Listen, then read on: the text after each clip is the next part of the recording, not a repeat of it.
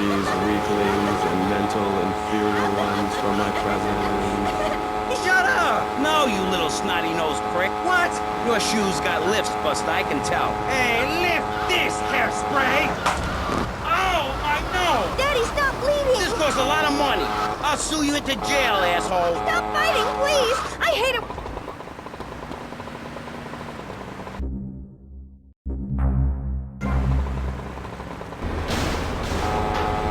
Where's your three-step program now? You think I'm a little wimp now? You want to be rude about pressing issues now, eh? You think you're a tough guy from the gutter now, eh, my friend? You think you can screw with me? With Maurice Chavez? What you thinking, asshole? I'm sorry. Please don't hit me again. I love your show. I think I understand this positive thinking. And that was pressing issues. I think we covered a lot of ground. We learned all about how to press the issue. And remember, if at first you don't get hurt, hit the guy very hard in the face with a paperweight. It just worked for me.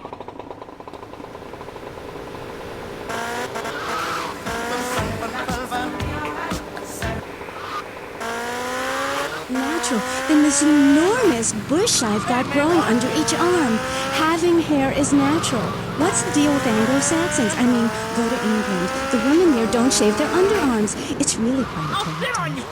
You just need to focus your eyes to look for healthy signs and not the signs of socialized barbarism, like shaving or wearing deodorant or birthing in a hospital, rather than the open air like a wolf cub. Remember Brother Romulus and Noble Remus? Wolf-raised. I find this really interesting. Not really, but I say this because I'm told to. I'll be back on K-Chat after these messages from our sponsors. Howdy, partner. It's 4:30 in the morning here at Farewell Ranch, and it's time to get up and work the old cows. Get up, you all! At Farewell Ranch, old people don't sit around stagnant.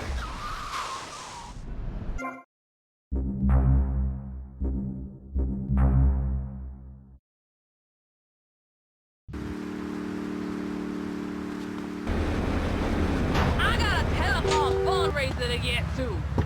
Share and share alike, my friend.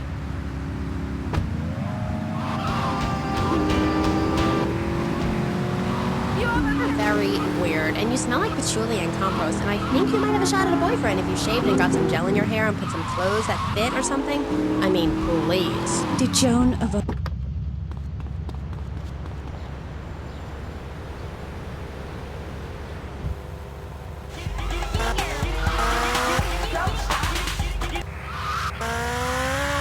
in 1502 to convince women that underarm and leg hair was wrong.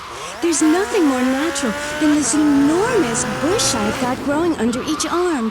Having hair is natural. What's the deal with Anglo-Saxons? I mean, go to England. The women there don't shave their underarms. It's really quite attractive. You just need to focus your eyes to look for healthy signs and not the signs of socialized barbarism, like shaving or wearing deodorant or birthing in a hospital, rather than the open air like a wolf cub. Remember Brother Romulus and Noble Remus? Wolf-raised. I find this really interesting. Not really, but I say this because I'm told to. I'll be back on K-Chat after these messages from our sponsors. Howdy, partner. It's 4:30 in the morning here at Farewell Ranch, and it's time to get up and work the old cows. Get up, you all! At Farewell Ranch, old people don't sit around stagnating, watching game shows and talking about the good old days, sinking into the grave in a urine-soaked mess. At Farewell Ranch, they sweat and toil until the breaking point to keep that miserable contemplation of mortality at bay. Hell, steering time will work Grandpa so hard he'll wish he was dead. At the end of the day, he'll sit down in the bluegrass, eat a bowl of commemorative beans, and enjoy sing-alongs at one of our nightly funerals. It's the cowboy's code. Work hard, don't shower, and die in your boots. Right, Norm? My prostate. Farewell Ranch, the only way to ride into the sunset. It's the knife that saved America. If you liked the film Exploder, you'll love this enormous commemorative survival knife. In the handle, you'll find all of the things you'll need in any wilderness, disaster situation, or the jungle of your backyard. It comes complete with fishing line, needle and thread for sewing gashes back together, and an incredibly useful and durable toothpick. Dear God, without me! I've got toughy-sucking tooth! It's okay, Ho-Chi. Try this!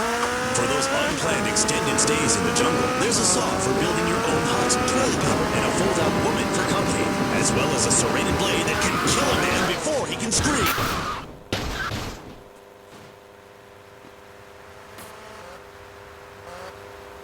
Now, it can save you. This knife killed 25,000 people.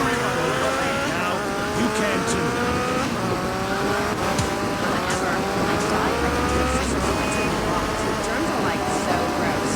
Oh, hi, I'm Amy, and you're on K-Chat. Just 7. I can't get over how familiar you are. Oh, right, Amy. I really hope you read my book. The mysteries of the absolute can never be explained. Mother Nature knows more than all of us. That's what keeps people coming back for more. People are turning into zombies. A roof separates you from the sunshine in the morning. A bed separates you from the loving earth at night.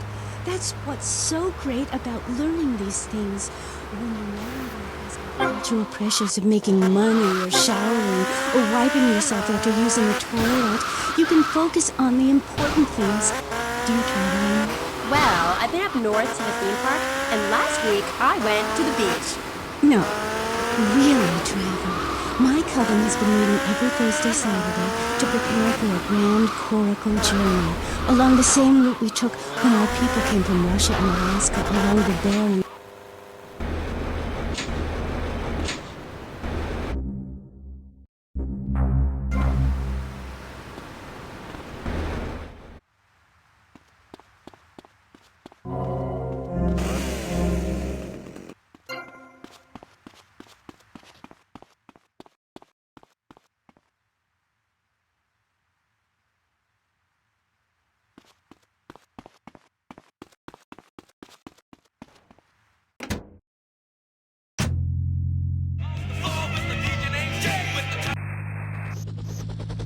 Everyone used to have a coracle, Amy, even people who were scared of water.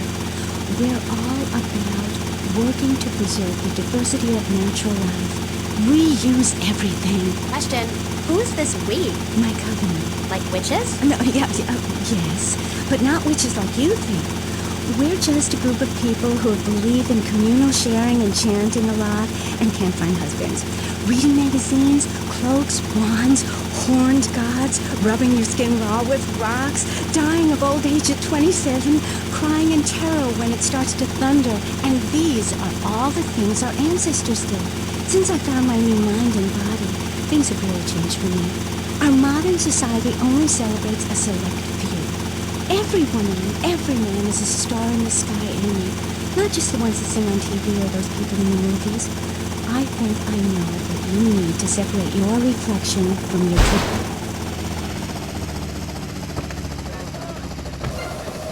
Classy. Make sure you spray paint V-Rock across it. Your mama loved that one. Here's some more non-stop Help Me I'm Unemployed rock.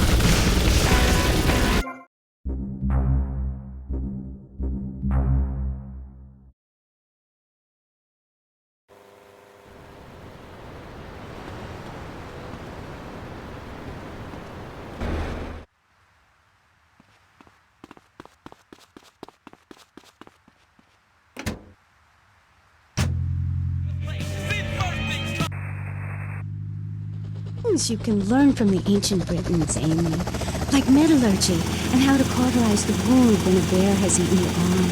Everyone used to have a coracle, Amy, even people who were scared of water.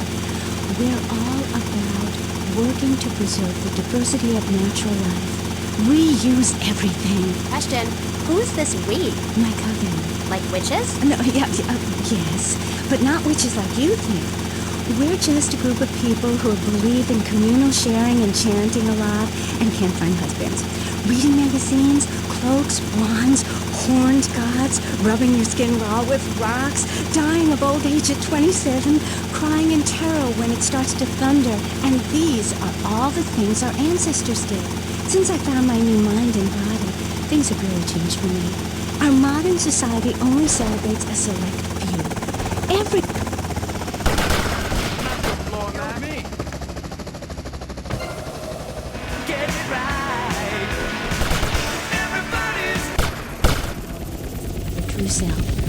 A Zen garden.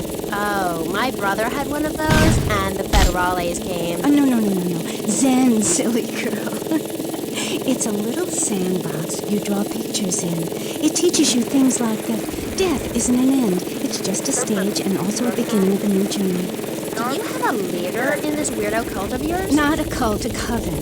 There's a big difference. Yes, our leader's name is Phil. That's a weird name for a leader of a group of witches. Oh, hi, Phil. What hairy legs you got? What with being a man who's a witch and everything? Do not disrespect Phil. He teaches us the wheel of the year, Amy. It's full of solar holidays and goes round and round and round. You can learn a lot from the sun and the moon. If it's sun for too long, you can go blind, meaning it is something to be respected. And the moon has a dark side, just like we do. And some people have craters and only a sixth of gravity. The ancient Britons knew the moon could breathe. We can change the world, rearrange the world. It's dying, though, Amy, and it needs some mouth-to-mouth resuscitation, like a swan or a fish on a hook. If you take your nervous system seriously, if you take your organs seriously and explore them, some really neat things can happen. Phil taught us that. He's been to Mali to meet with the village elders. That's why there's the ceremony of the knife. Oh, great. Why does everyone have to be packing sharp things? The knife ceremony is very important and spiritual. It's an ancient one-person personal crisis. You say to yourself, I'm going to have a spiritual experience, or thrust this thing into my head. Life actors never rehearse and need no script, Amy. That was said by somebody really spaced out. And I'm going to say it again, like the wind which keeps going, or the sun which shines with life. Will you please leave? You smell and you talk really weird and you're just really gross. Not until I tell people out there, become an internationalist. Learn oral traditions. Learn to respect life. Make war on machines. Marry your mother. Technology will enslave us. Buy my book. It's printed on bark. Okay. Let's take a quick call. Hello, you're on K-Chat. What's your name? Hey, it's Emmanuel from Front Island. I love the show. Yeah, I want to talk about technology enslaving us. You know that play, In the Future There Will Be Robots? Well, that's a true story. In the future, there will be robots. And I'm going to hack them all. I'll make them say funny things. You know, I can move satellites around with my computer. Computers are evil. The Luddites of ancient Britain know this. That's why they destroyed the computers that created things faster and more efficient and took their jobs. Oh, shut up. Computers aren't evil. It's the people that program the computers that are evil. That's a pretty big difference. I'm talking to you through a computer right now. I am a computer. Well, anything that can think faster than me is evil. Anything which doesn't dance or sing or cry or wear a smock. You create your own reality. We are like the dust in the wind. We are golden. We've got to get ourselves back to the garden. Okay. I know who you remind me of. My Aunt Susan. Oh, she was single too. I'm not single, Amy. I share my life with a number of valuable partners, and we commune with each other in non-judgmental, expressive way. Old maid, my mom calls her. Anyway, let's go to the phones. You're on K-Chat. Yes, thank you. Yeah, that was great. Really interesting. I'm British, you see. Like our ancient wood-wearing queen, Medusa. Medusa. No, I think actually it was Boadicea, but no, not really. I'm from Hampshire, you see. I'm your business. A wanderer. Yes, I was wondering. You're a good witch, correct? Yes, a white witch. But you have a broom? Yes, it's ceremonial. Supposing I'd been a bad boy, like if I hadn't learned my spells or something, would I get smacked with it? Violence is wrong. But you must hit Freddy with your broom. Freddy's been very naughty and not learned his spells. Hit me, hairy legs, hit me! I deserve it! Prank caller! Sorry, listeners. Somebody called the IRS. Who let that guy in the country? Yes, poor man, so lost in ill at ease with his father, son, and Mother Nature. I hope he finds what he needs. And I need to take a commercial break. Yes, good luck. Gethsemane. Yeah, I hope you find what you're looking for, and I sincerely hope you take a bath. We'll be back after this. You're on K-Chat. Don't go away. Hi, I'm B.J. Smith. In my long and illustrious 3-year career at the top of pro football, I wrote some serious ass and got paid for it. They didn't call me Death and Tight Pants for nothing. When you have such a rewarding career maiming others as I have, you know how to stay fit. Through running, wrestling, stuffing 20s down panties of box strippers, firearm training, naval pursuit, and beating the hell out of your fellow man. That's what keeps me healthy. And now, using training methods methods I perfected, it's going to work for you. BJ's fit for football.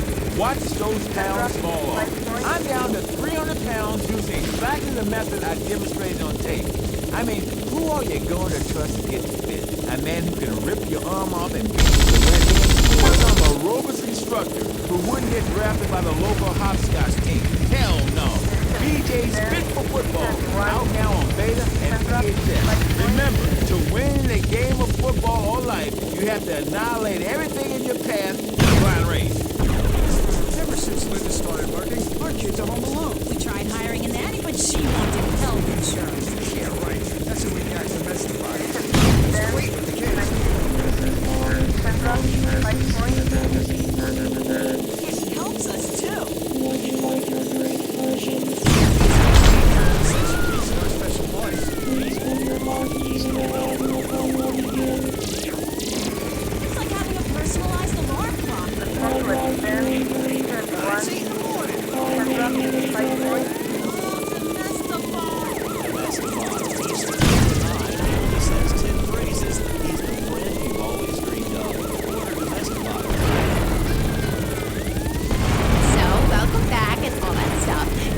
Chat with me, Amy Sheckenhausen, on Vice City Station for the stars, including me.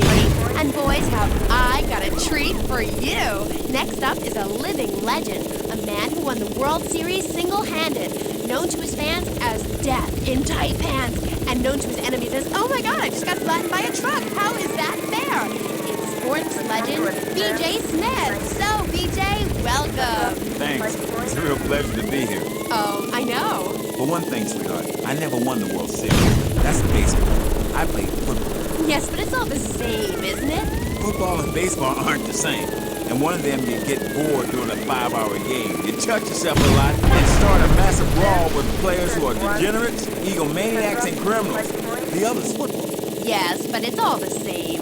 No, Amy, it isn't. Anyone can hit a home run. In baseball, you stand around the field, dividing your salary by 162, waiting for some action. Talk to a guy who just played an hour of football.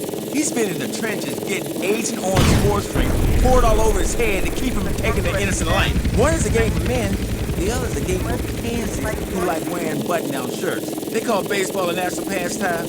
If that means making $1 million by standing around all day, count me out. I'll work for my money. Yeah, BJ, just like me, I can tell you. Yo, baby, it's cool. I just want you to know what I did. I do. Jeez, get over yourself. You must have a testosterone imbalance like all those jocks who shower with other men. You can't tell me you don't look at other people's business. Hey, I played professional sports for 14 years, including high school, and I'm making a comeback. I'm a very competitive person, I grant you, but I ain't got no testosterone imbalance. With that little mustache you busting out, looks like you should be talking about some hormone problems, girl. Excuse me? What did you say? Oh, nothing. Damn, baby, you're so ugly you make blind kids cry. BJ, you better stop being a bully just because I'm not into the jock scene. I like sensitive guys, you know, like actors or rock stars or that kind of thing. Not some great big hulking giant that has to tell everyone how important he is. Well, I didn't realize we were trying to impress each other here, sweet thing. I was simply just here to discuss my new exercise video or talk about my possible comeback in professional football. Not sitting here flirting with each other. I'm a married man. I'm on my 7th. So you got a big family, all those wives. That's fantastic. Not really.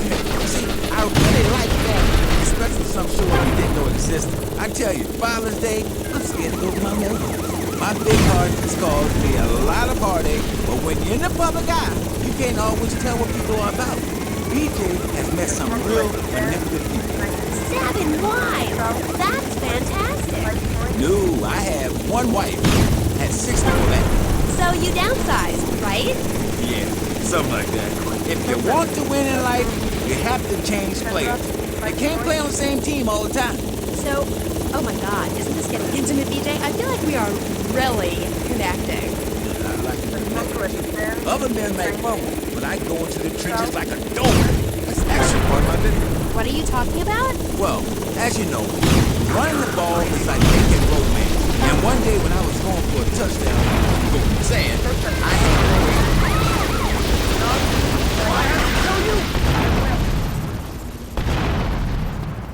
Damn! Damn, you stepped on my shine. Now what are you looking at?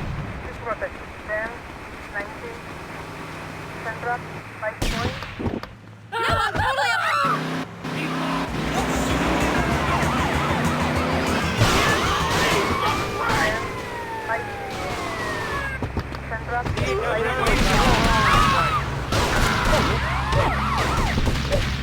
You're up. This is just for training.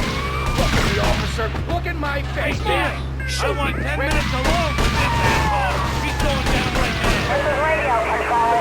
We have problems downtown. Backup requested, over.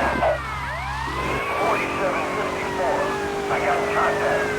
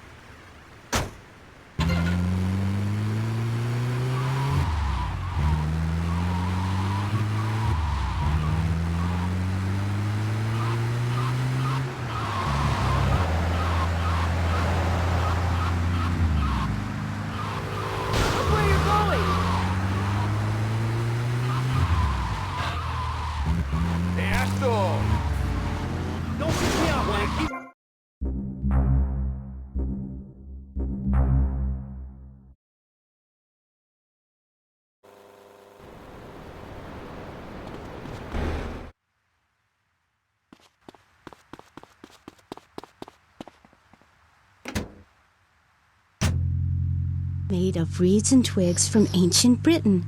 There are so many wonderful things you can learn from the ancient Britons, Amy. Like metallurgy and how to cauterize the wound when a bear has eaten your arm. Everyone used to have a coracle, Amy, even people who were scared of water. We're all about working to preserve the diversity of natural life. Reuse everything. Question, who's this we? My coven. Like witches? No, yes, but not witches like you think.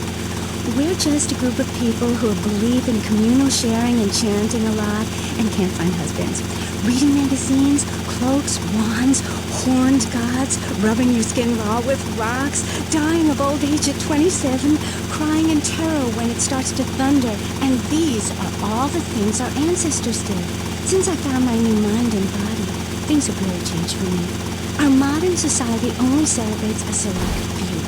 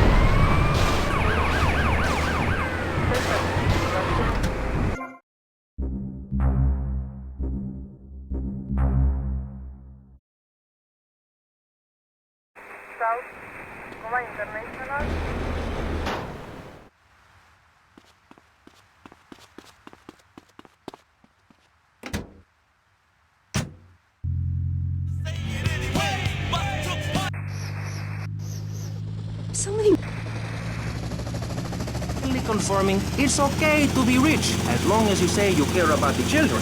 Mr. Shrub, welcome. That's not entirely true, Maurice. My campaign also appealed to the poor, who are too stupid to understand what I'm saying, so I held up pretty pictures and I gave out candy bars to appeal to their most base instincts. Thanks, Maurice. I'm glad to be given this opportunity to set the record straight. I haven't given you any opportunity yet, my heartless friend. Let me introduce my other guest first. I hope this isn't gonna get personal. I love Vice City more than anyone, and I can prove it. Yes, that's coming from the man who got elected by calling his opponent a buffalo butt and a fat, hen-pecked wimp that couldn't fight his way out of a wet paper bag. Anyway, our next guest is from the opposite end of the political spectrum, a man so...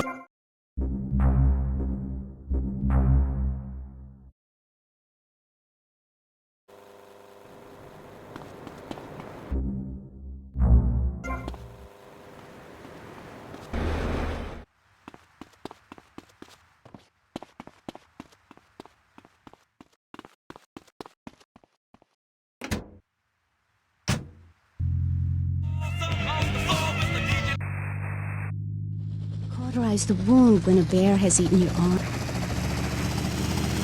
My campaign also appealed to the poor, who who are too stupid to understand what I'm saying, so I held up pretty pictures and I gave out candy bars to appeal to their most base instincts.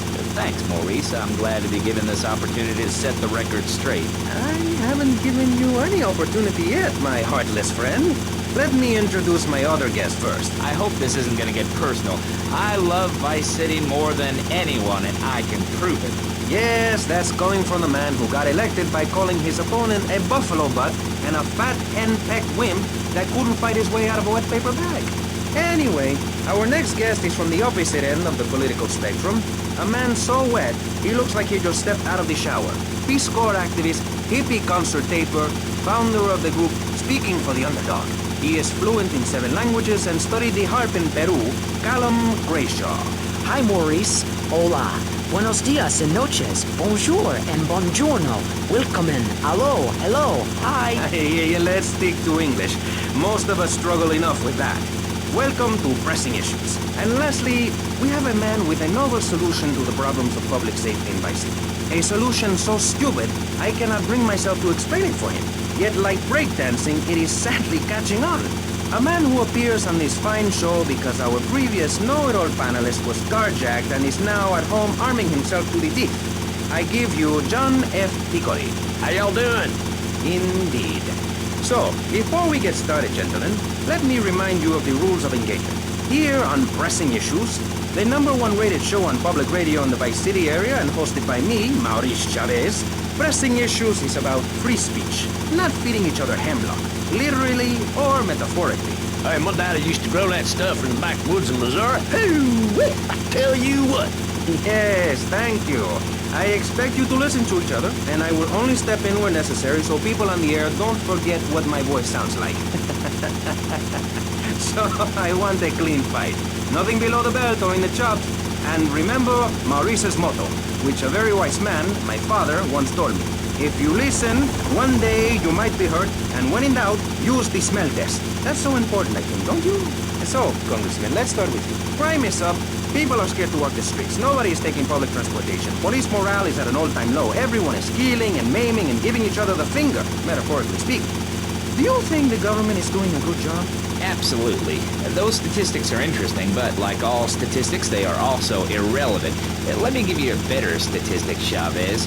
In 1980, when I was elected, you were, according to the intelligence gathered on you, a man with no mission. You worked as a...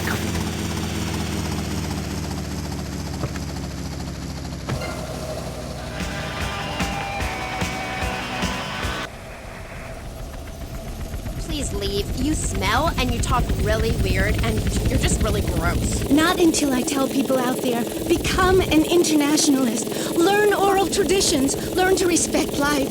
Make war on machines. Marry your mother. Technology will enslave us. Buy my book. It's printed on bark. Okay. Let's take a quick call. Hello, you're on K-Chat. What's your name? Hey, it's Manuel from Front Island. I love the show. Yeah, I want to talk about technology and leaving us. You know that play, In the Future There Will Be Robots? Well, that's a true story. In the future there will be robots. And I'm going to hack them all. I'll make them say funny things. You know, I can move satellites around with my computer. Computers are evil. The Luddites of ancient Britain know this. That's why they destroyed the computers that created things faster and more efficient and took their jobs. Oh, shut up. Computers aren't evil. It's the people that program the computers that are evil. That's a pretty big difference. I'm talking to you through a computer right now. In fact, I am a computer. Well, anything that can think faster than me is evil. Anything which doesn't dance or sing or cry or wear a smile. You create your own reality. We are like the dust in the wind. We are golden. We've got to get ourselves back to the garden. Okay. I know who you remind me of. My Aunt Susan. Partners, and we commune with each other in a non-judgmental, expressive way. Old maid, my mom calls her. Anyway, let's go to the phones. You're on K-Chat. Yes, thank you. Yeah, that was great.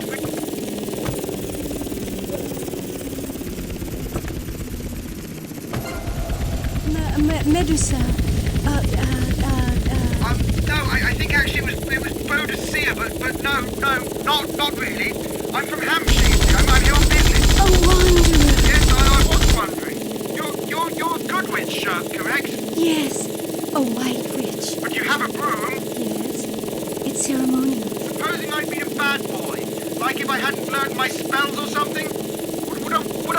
contact with it. Violence is wrong. But you must hit Freddy with your broom.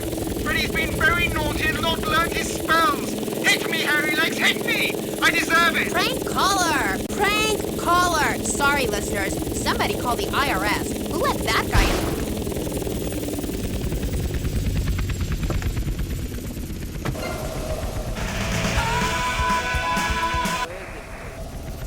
Good luck. Gethsemane. Yeah. I hope you find what you're looking for, and I sincerely hope you take a bath. We'll be back after this. You're on K-Chat. Don't go.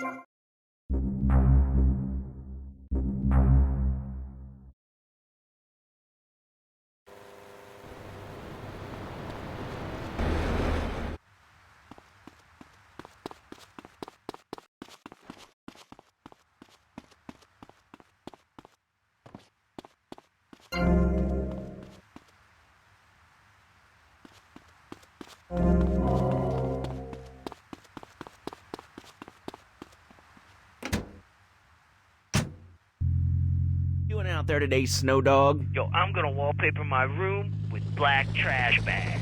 Black trash bags, that's classy. Make sure you spray paint V-Rock across it. Your mama loved that one.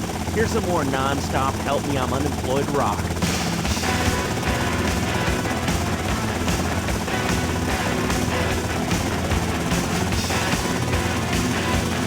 I'm dead done it, and this is V-Rock.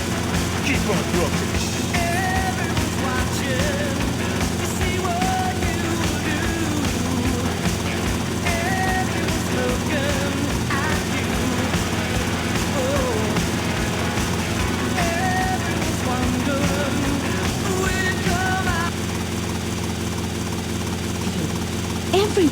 Everyone is a star in the sky, Amy. Not just the ones that sing on TV or those people in the movies. I think I know what you need to separate your reflection from your true self. A Zen garden. Oh, my brother had one of those, and the federales came. Oh, no. Zen, silly girl. It's a little sandbox you draw pictures in. It teaches you things like that death isn't an end. It's just a stage and also a beginning of a new journey. Do you have a leader in this weirdo cult of yours? Not a cult, a coven. There's a big difference. Yes, our leader's name is Phil. That's a weird name for a leader of a group of witches. Oh, hi, Phil. What Harry let you got? What with being a man who's a witch and everything? Do not disrespect Phil. He teaches us the wheel of the year, Amy. It's full of solar holidays and goes round and round and round. You can learn a lot from the sun and the moon. If you look at the sun for too long, you can go blind, meaning it is something to be respected. And the moon has a dark side, just like we do. And some people have craters and only a sixth of gravity. The ancient Britons knew the moon could breathe. We can change the world, rearrange the world. It's dying, though, Amy, and it needs some mouth-to-mouth resuscitation, like a swan or a fish on a...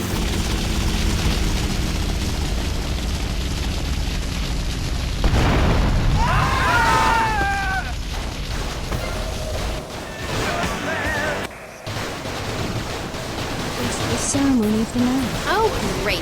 Why does everyone have to be packing sharp things? The knife ceremony is very important and spiritual. It's an ancient one-person personal crisis. And some people have craters and only a sixth of gravity. The ancient Britons knew the moon could breathe. We can change the world, rearrange the world. It's dying, though, Amy, and it needs some mouth-to-mouth resuscitation, like a swan or a fish on a hook. If you take your nervous system seriously, if you take your organs seriously and explore them, some really neat things can happen. Phil taught us that. He's been to Mali to meet with the village elders. That's why there's the ceremony of the knife. Oh, great. Why does everyone have to be packing sharp things? The knife ceremony is very important and spiritual. It's an ancient one-person personal crisis. You say to yourself, I'm going to have a spiritual experience, or thrust this thing into my head. Life actors never rehearse and need no script on it. That was the way some players based out. And I'm going to say it again, like the wind which keeps blowing, or the sun which shines with life. Will you please leave? You smell and you talk really weird and you're just really gross. Not until I tell people out there, become an internationalist. Learn oral traditions. Learn to respect life. Make war on machines. Marry your mother. Technology will enslave us. Buy my book. It's printed on bark. Okay. Let's take a quick call. Hello, you're on K-Chat. What's your name? Hey, it's Emmanuel from Stone Island. I love the show. Yeah, I want to talk about technology and saving us. You know that play, In the Future There Will Be Robots? Well, that's a true story. In the future, there will be robots. And I'm gonna hack them all. I'll make them say funny things. You know, I can move satellites around with my computer. Computers are evil. The Luddites of ancient Britain know this. That's why they destroyed the computers that created things faster and more efficient, took their jobs. Oh, shut up. Computers aren't evil. It's the people that program the computers that are evil. That's a pretty big difference. I'm talking to you through a computer right now. In fact, I am a computer. Well, anything that can think faster than me is evil. Anything which doesn't dance or sing or cry or wear a smile. You create your own reality. We are like the dust in the wind. We are golden. We've got to get ourselves back to the garden. Okay. I know who you remind me of. My Aunt Susan. Oh, she was single too. I'm not single, Amy. I share my life, the number of valuable partners, and we commune with each other in a non-judgmental, expressive way. Old maid, my mom calls her. Anyway, let's go to the boat. You're on K-Chat. Yes, thank you. Yeah, that was great. Really interesting. I'm British, you see. Like our ancient wood-wearing queen, Medusa. Medusa.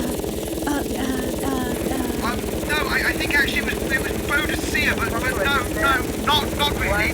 I'm from Hampshire, you see. I'm here on business. A wanderer. Yes, I was wondering. You're a good witch, correct? Yes, a white witch. But you have a broom. Like if I hadn't learned my spells or something? Would I get smacked with it? Violence is wrong. But you must hit Freddy with your broom! Freddy's been very naughty and not learned his spells! Hit me, Harry Legs, hit me! I deserve it! Prank caller! Sorry, listeners. Somebody called the IRS. Who let that guy in the country? Yes, poor man, so lost in ill at ease with his father, son, and mother nature. I hope he finds what he needs. And I need to take a commercial break.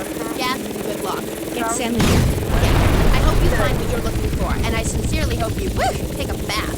We'll be back after this. You're on K-Chat. Don't go away. Hi, I'm BJ Smith. In my long and illustrious 3-year career at the top of pro football, I worked some serious ass and got paid for it. They didn't call me death and tight pants for nothing. We had such a rewarding career, many others as I had. I know how to stay fit. Through running, wrestling, stepping 20s on panties of boxing strippers, firearm training, days pursuit, and beating the hell out of your fellow man. That's what keeps me healthy. And now, using training methods I'm perfecting, it's going to work for you. With BJ's Fit for Football, watch those pounds fall off. I'm down to 300 pounds using exactly the method I demonstrated on video.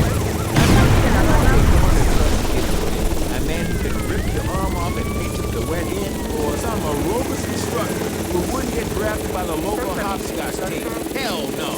BJ's Fit for Football, out now on beta and VHS. Remember, to win a game of football or life, you have to annihilate everything in your path in a blind race. We tried hiring a nanny, but she wanted health insurance. That's what we got. He's great with the kids.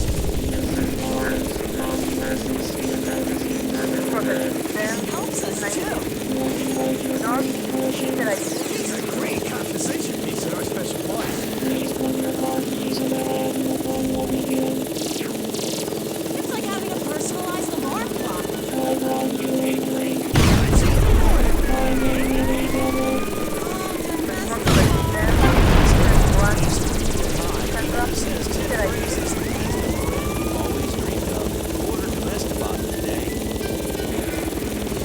So, welcome back and all that stuff. You're on K-Chat with me, Amy Scheckenhausen, on Vice City Station for the stars, including me. And boys, have I got a treat for you. Next up is a living legend, a man who won the World Series single-handed, known to his fans as Death in Tight Pants, and known to his enemies as, oh my god, I just got flattened by a truck. How is that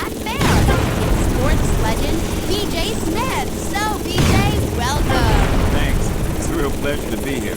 Oh, I know. For one thing, sweetheart, I never won the World Series. That's baseball. I play football. Yes, but it's all the same, isn't it? Football and baseball aren't the same.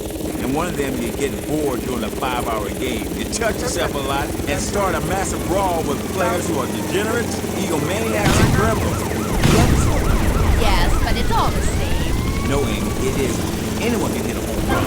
In baseball, you stand around the field, dividing your salary by 162, waiting for some action. Talk to a guy who just played an hour of football.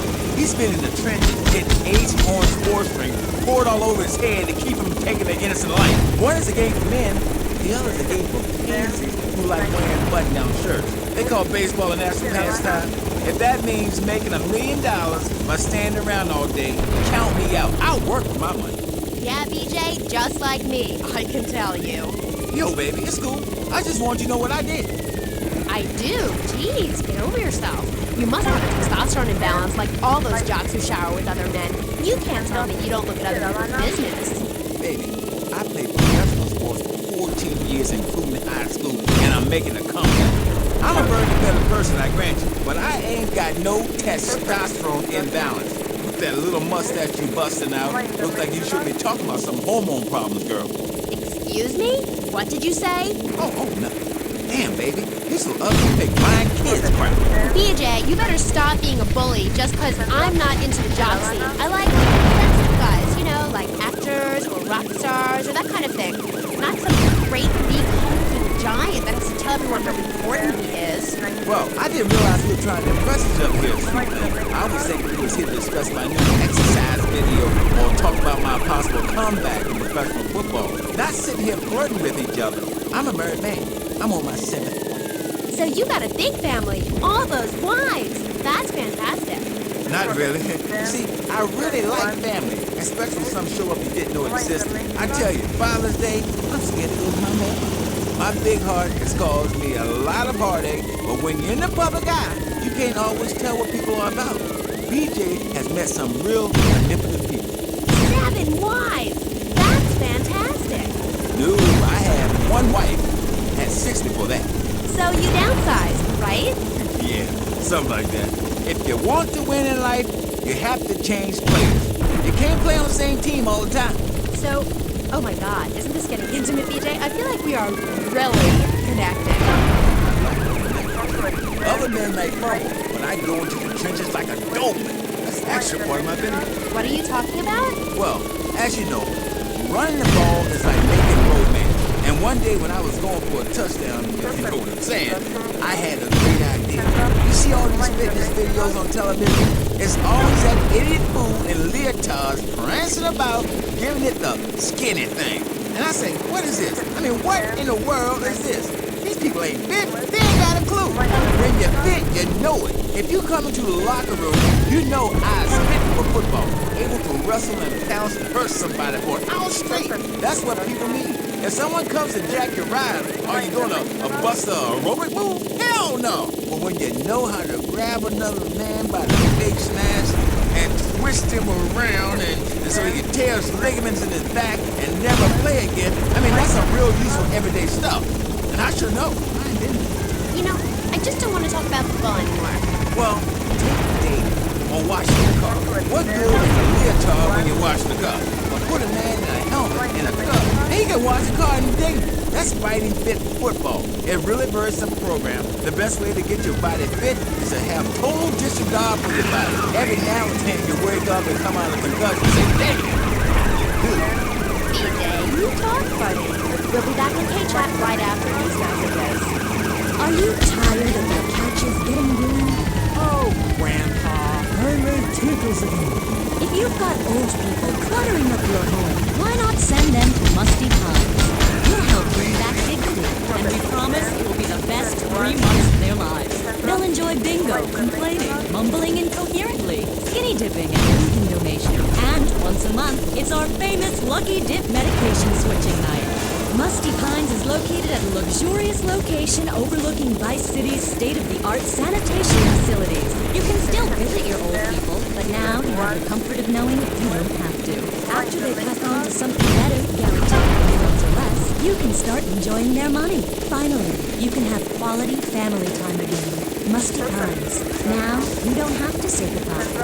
Try for yourself, He was just the boy next door. Hi, well, hello there, Danny. I didn't know it was hockey season. Hey, can I borrow a knife? A deadly curse, a deranged killer, a small town in tears. Knife After Dark, rated R for retarded. Ew, that's gross, BJ. Stop hitting on me. Hi, I'm Amy, and you're on K-Chat.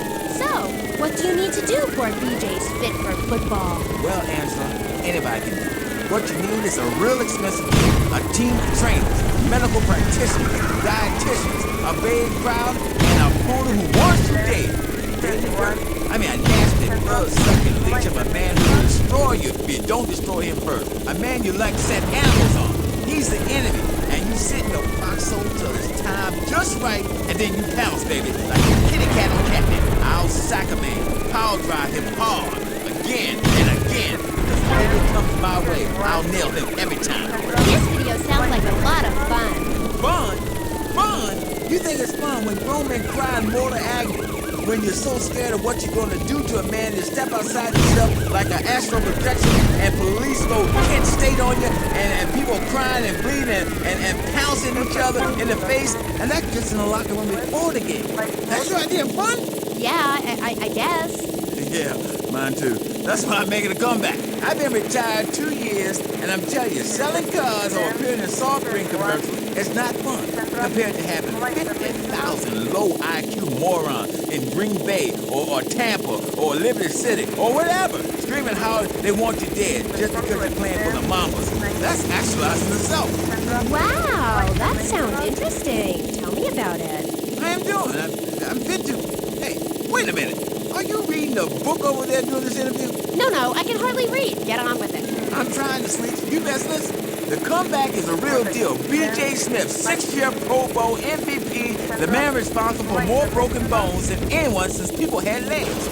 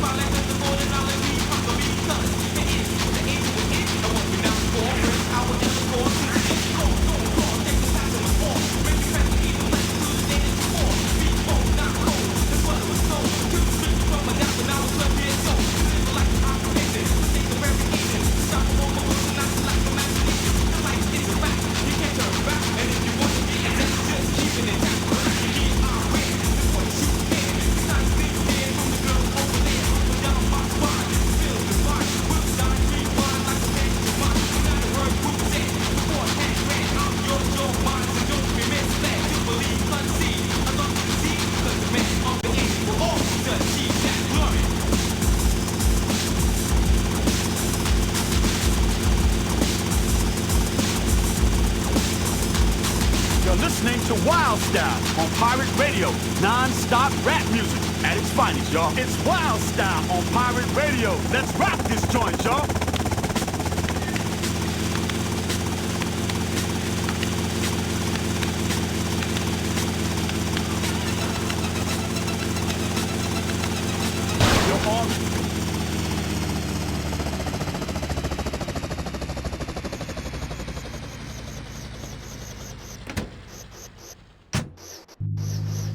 Wild Style. This is Houdini. Oh my god, I think I'm having a rat attack. Somebody get a doctor quick, man. She's having an attack. She said rap attack, man, not heart attack. Oh, you mean she's all right then, huh? Of course, man. You never heard of a Mr. Magic rap attack? Where'd this guy from? Well, I heard of a heart attack or a Big Mac attack, but what's a rap attack? Come here, man. I see I'm having to explain it to you like this. See, a rap attack means DJs jamming in the street, MCs rapping to the beat. The people downstairs say they can't sleep, so the people upstairs are stomping their feet. It's not like they're starting to riot. They'll go over clock if you want some quiet. There's no need for them to get excited. They're just mad because they're not invited.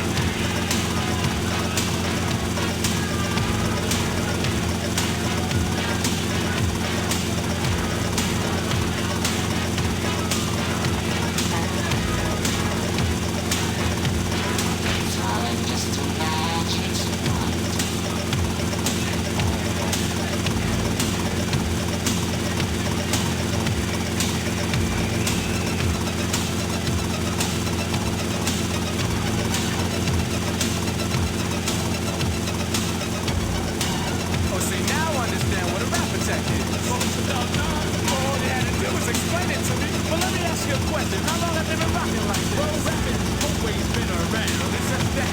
It's big time now. Every neighborhood.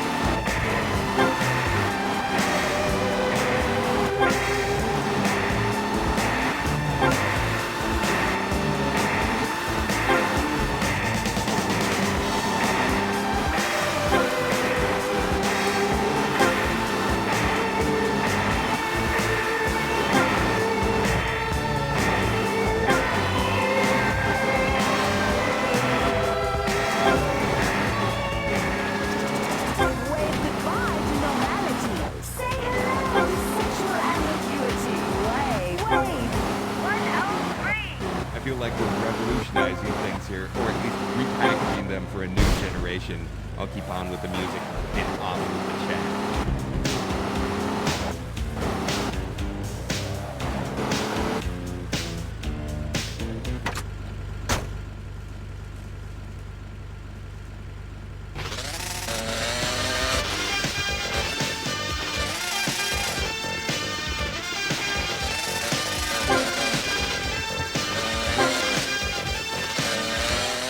Seems a little time is needed.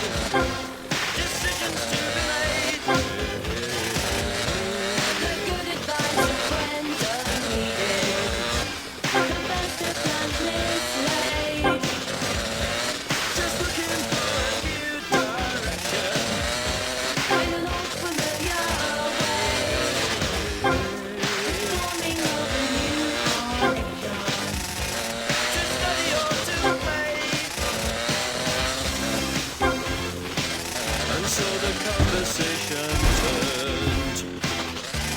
the sun went down, and many fantasies were burned. On that day, keep feeling fascination, passion burning, love so strong. Keep feeling fascination, looking, learning, moving on. For the truth may need some rearranging, stories to be told. I'm plain to see the facts are changing, no meaning left to hold. And so the conversation turned until the sun went down, and many fantasies were learned. On that day, keep feeling fascination, passion burning, love so strong. Keep feeling fascination, looking, learning, moving on.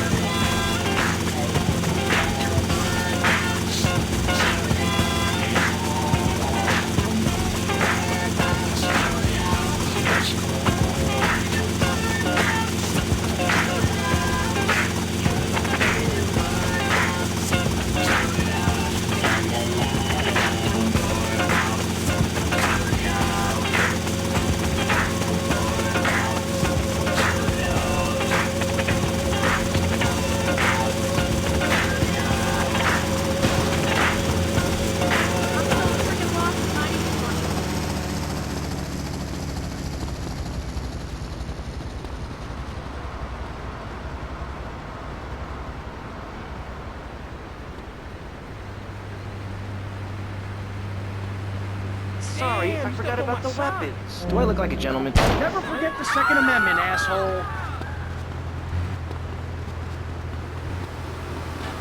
Wait up, my friend. You didn't.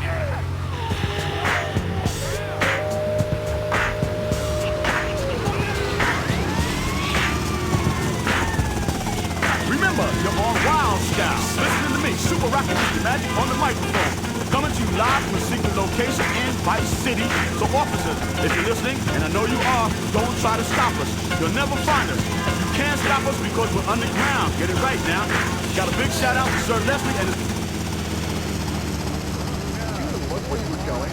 Come on, damn! Holy shit!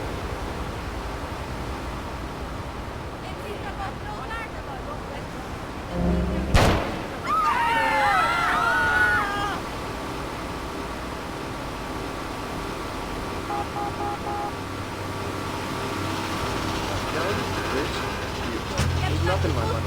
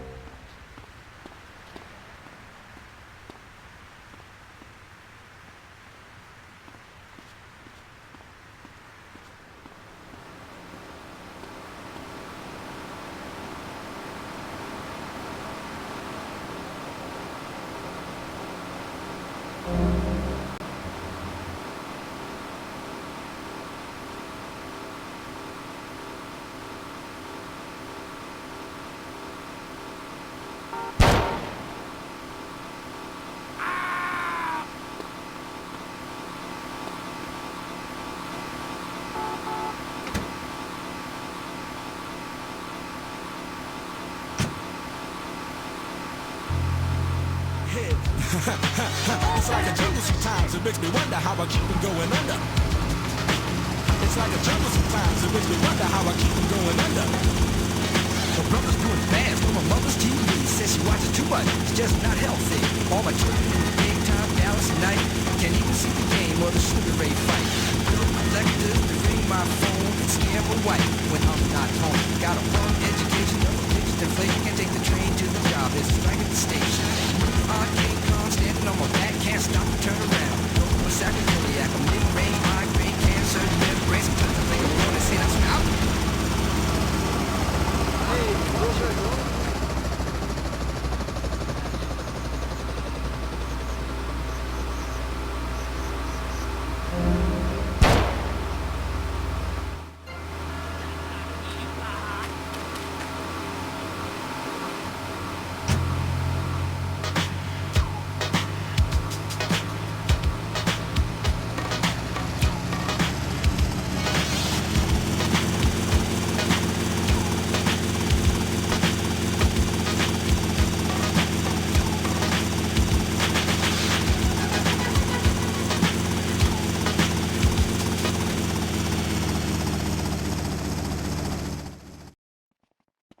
A little bit drunk, man. My fault.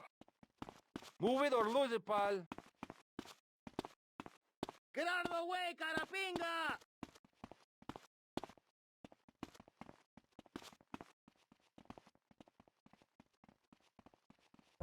No me bajes, I'll run you over!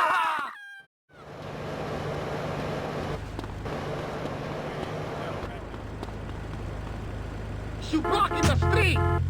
Front of the train, Took her to the doctor, sewed her arm on again. Stabbed that man right in his heart. Gave him a transplant for a brand new start. I can't walk from the park, I was crazy after dark. Keep my hand on my gun, they got me on the run. I feel like an outlaw, broke my last man's jaw. He said, you want some more? Living on a seesaw. Car, close to the edge. Driving, not too.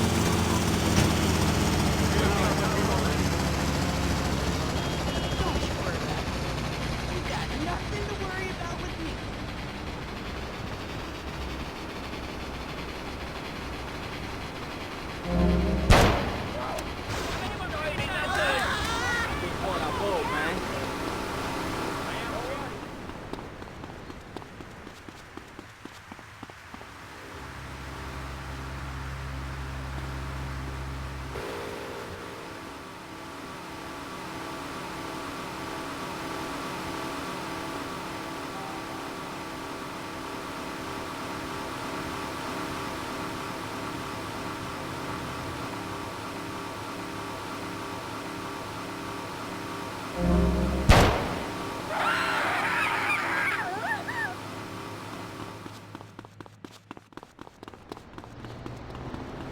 I think you will raise.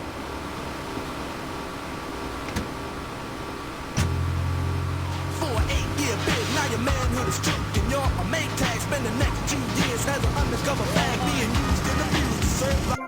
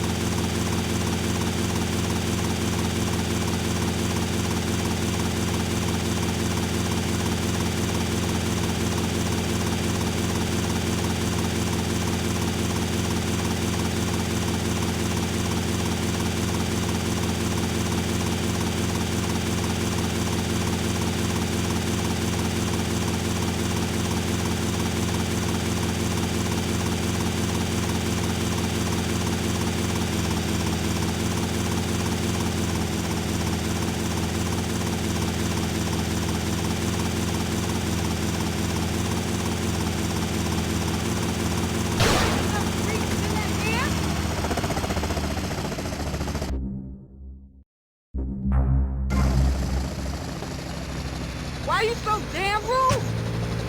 Break it up, break it up!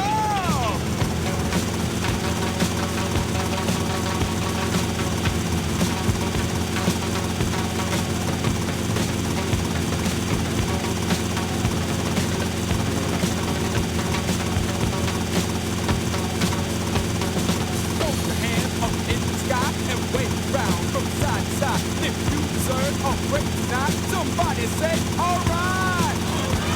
Say ho! You don't stop, I keep on! Somebody scream! Break down!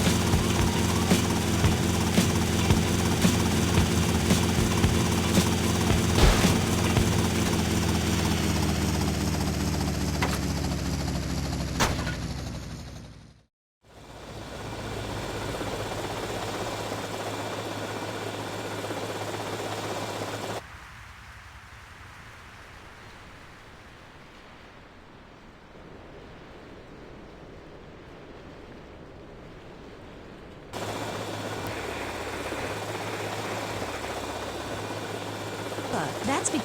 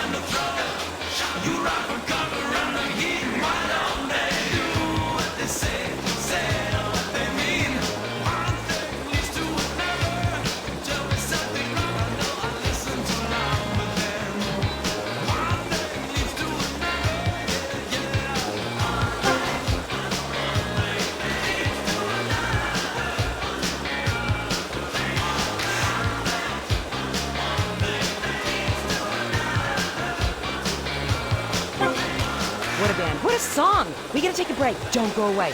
Don't go anywhere. If you're leaving the house, stay at home and listen to more Flash. If it's popular, we do it. Flash FM. Totally awesome.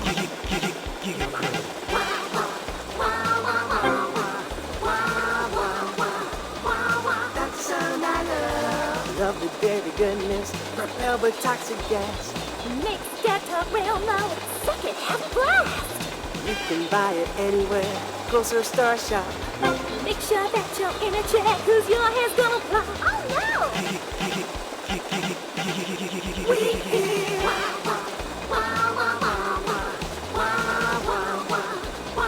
that's the sound I love. Giggle Cream. It makes dessert funny. If nobody understands you, we do. Flash FM. Music for the me generation.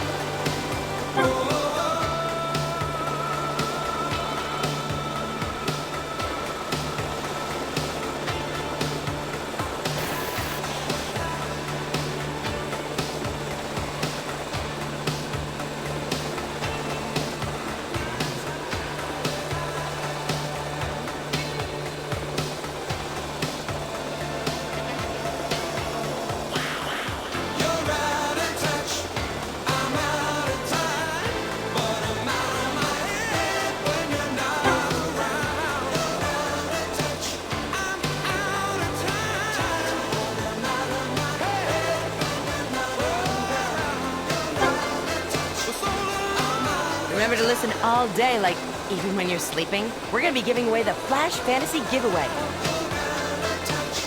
where you and a stranger will fly to see a concert in Idaho or Nebraska or Indiana. Oh, who pays attention to the Midwest anyway? How do you like to enjoy a Rusty Brown's ring donut? I like to lick lovingly around the outside and then thrust my tongue in the middle. I like to munch it vigorously. I just love the batter all over my face. On Friday nights, I just can't stop eating Rusty Brown's ring donuts. Oh my god, it's so good. Sometimes I like to wear women's panties and walk around 5th Street. When you go downtown, make sure you enjoy Rusty Brown's ring donuts. He was just the boy next door. Hi, well, hello there, Danny. I didn't know it was hockey season. Hey, can I borrow a knife? A deadly curse, a deranged killer, A small town in tears. Knife After Dark. Rated R for retarded. Hey, listen up now. This one goes out to the team at Rusty Brown's Ring Donuts. Here's another track fresh out of the oven. Fresh out of my oven. It's some Wang Chung for you boys. Take your baby by the hand. Make her do a handstand. Take your baby by the heel. Do the next thing that you feel. We were so in phase. And I dance all days. We were cool on praise. When I, you, and everyone we knew could believe, do, sharing what was true. I said, that's all days long. Take your baby by the hair. Pull her close and there. Take your baby by the ears and play upon her darkest fears. You were so in place in a dance all days. You were cool on praise. When I, you, and everyone we knew to believe, do, sharing what was true. I said, that's all days, love. That's all days. That's all days, love. Take your baby by the wrist and in her mouth an amethyst. And in a red to sapphire blue. And you need her.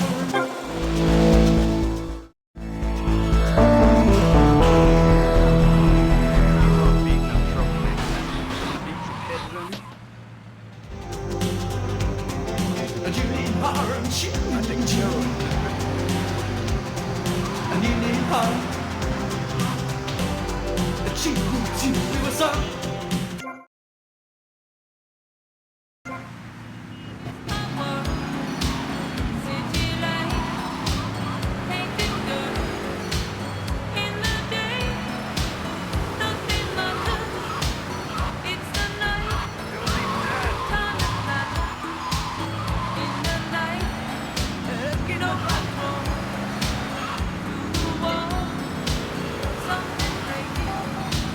Wearing white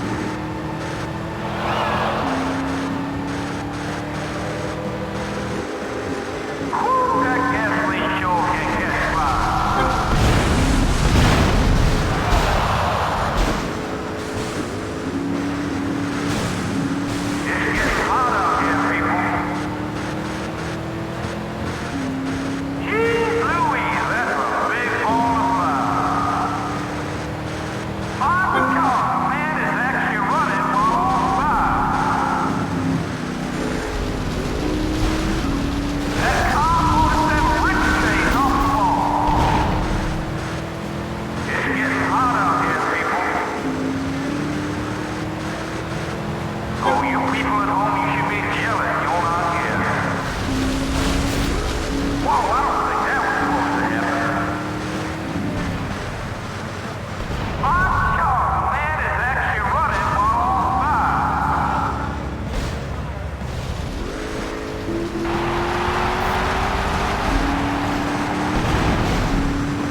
All I can say is these guys that play hard and drive better.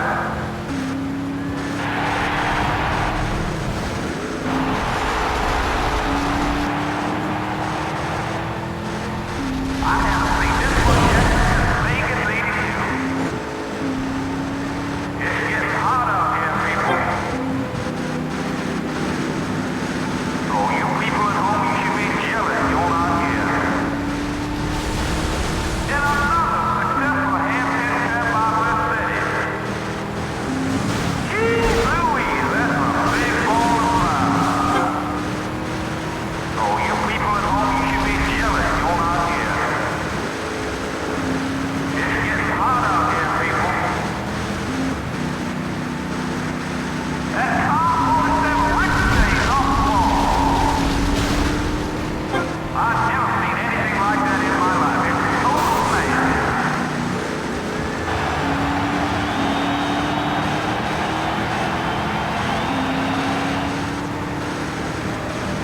Man, this is some great stuff here. I'm not joking. And here we go, another lap and call good time.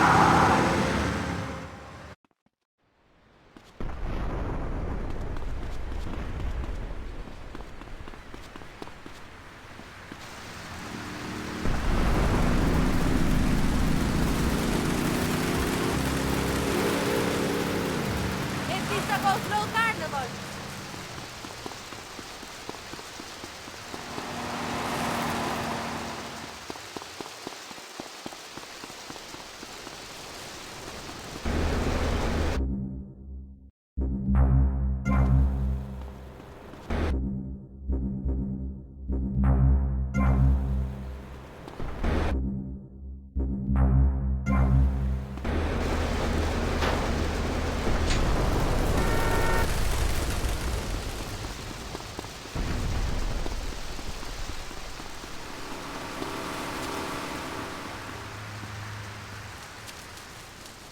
There's filthy scum out there. These Better jolly believe it, babe babe. lighting up on me. Better relax. I got it.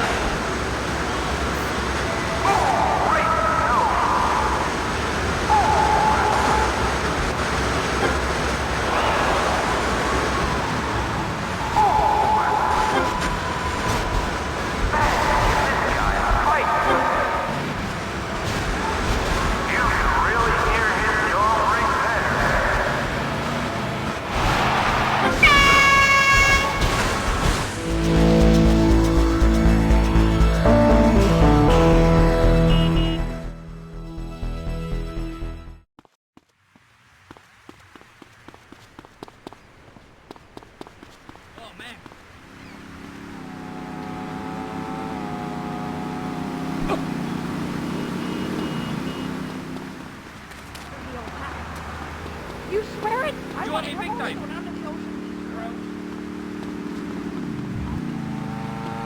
I take it. It smells like I feel bad about this already.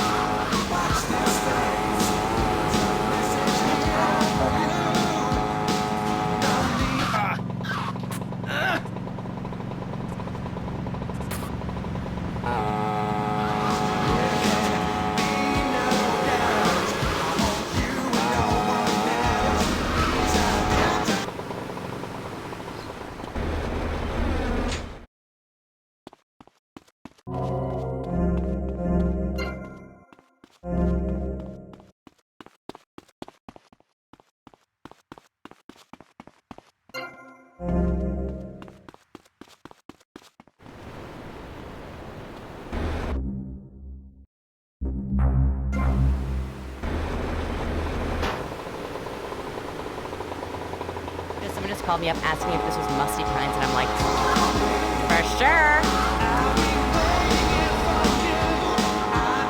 These songs never get old. Here's one for the high school prom. Gag me with a spoon, and I mean that in a good way.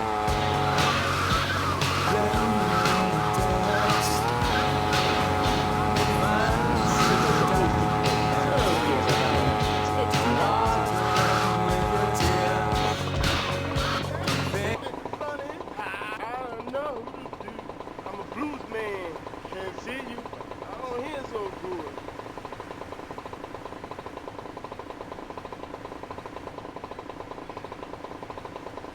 Now who can do it, oi? Who am I?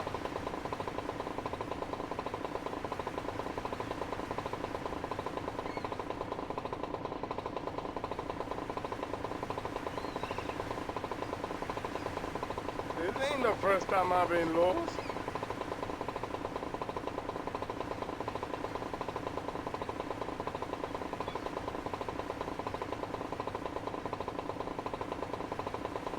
Be careful now.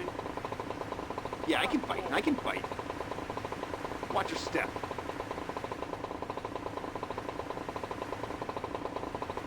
Feels like I've been here before.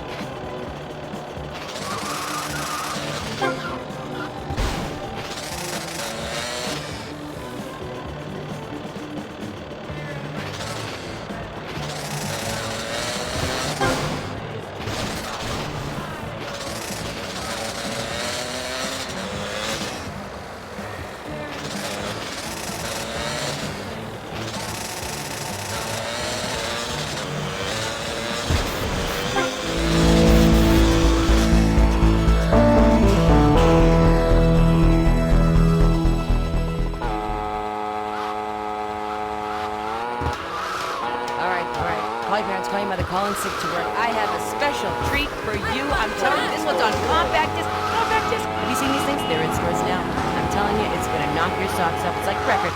Only it's played by lasers that won't skip. Wow!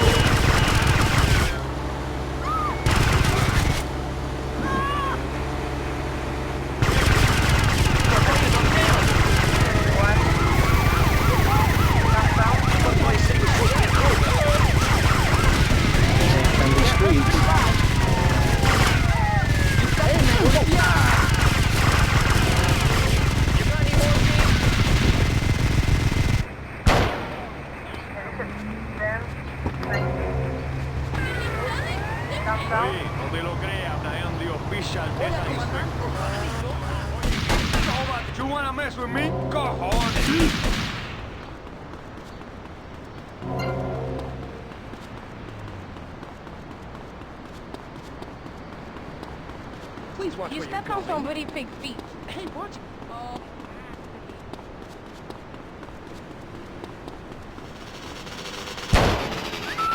This is not my day. Lo mismo que la guaracha.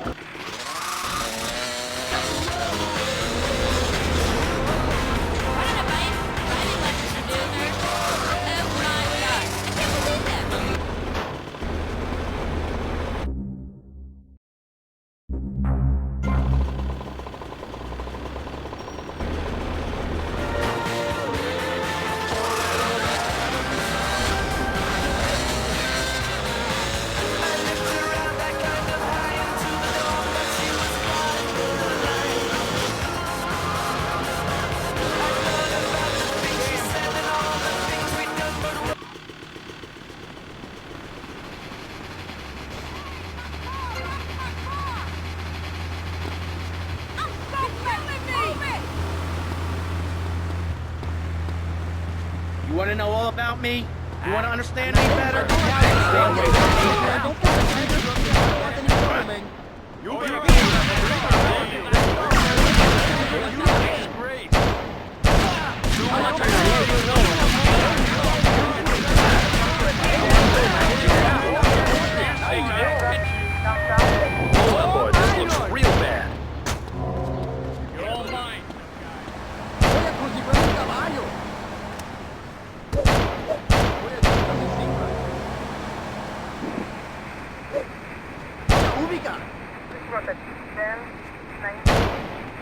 Gracias, pero no thanks, man. Idiots. This is not nice, man. Put it away, man.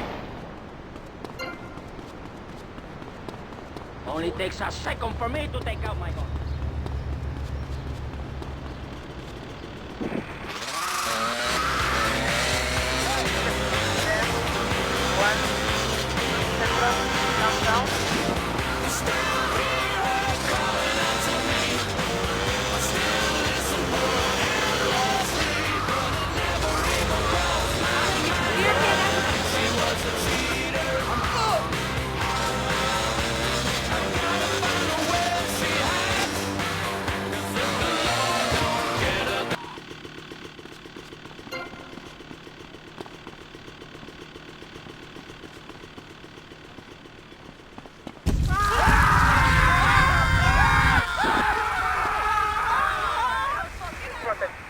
Dico, chico. Celandro bastardo. I know you saw me. I need some money.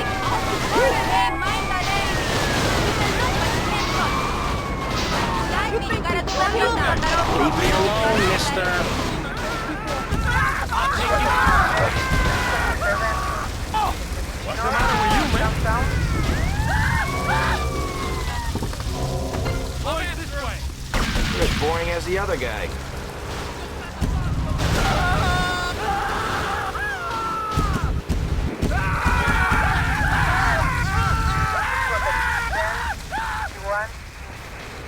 Go shower with the guys. You guys ever catch any criminals?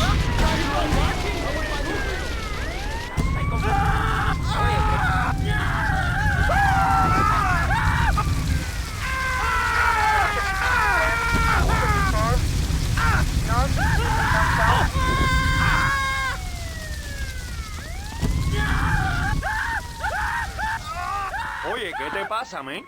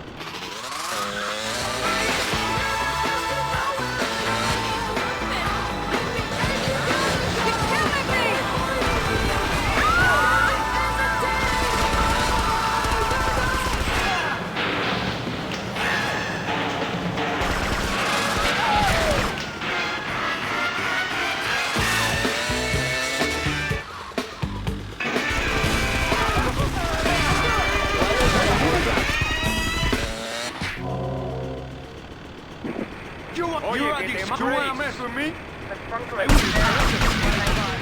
You want a serious problem, man? Oye, que en la cara, you ass cojones.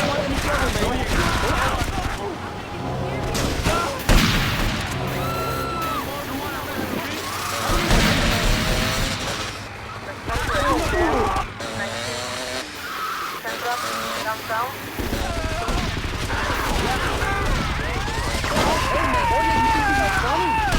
got him, I got him.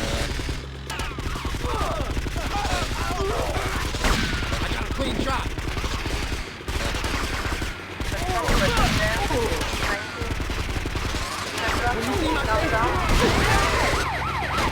He's going down.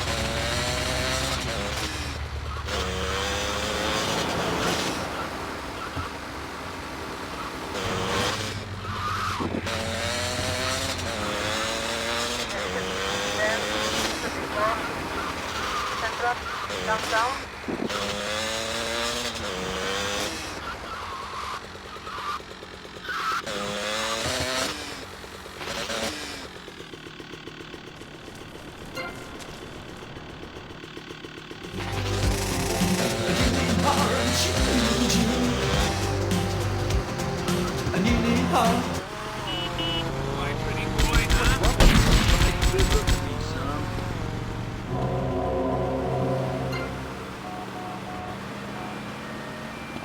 You know how much worse this can get? 10, 19, south, downtown. You still got problems with me, pal?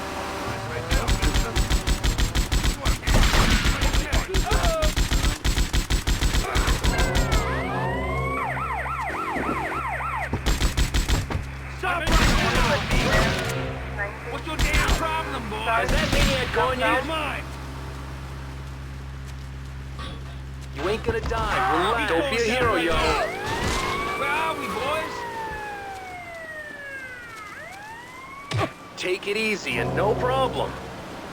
This one looks bad. Real nasty.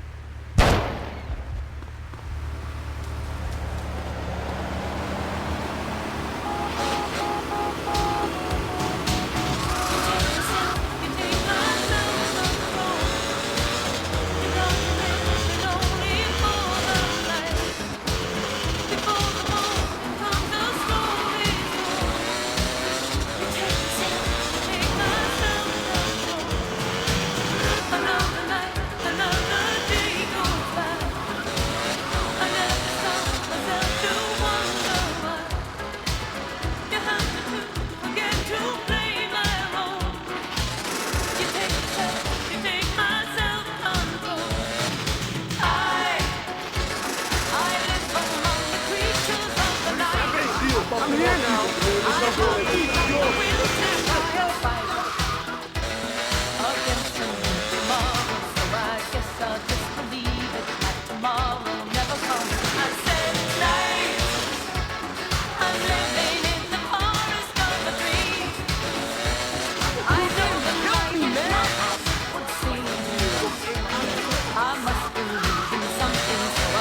Myself believe it. This night will never go.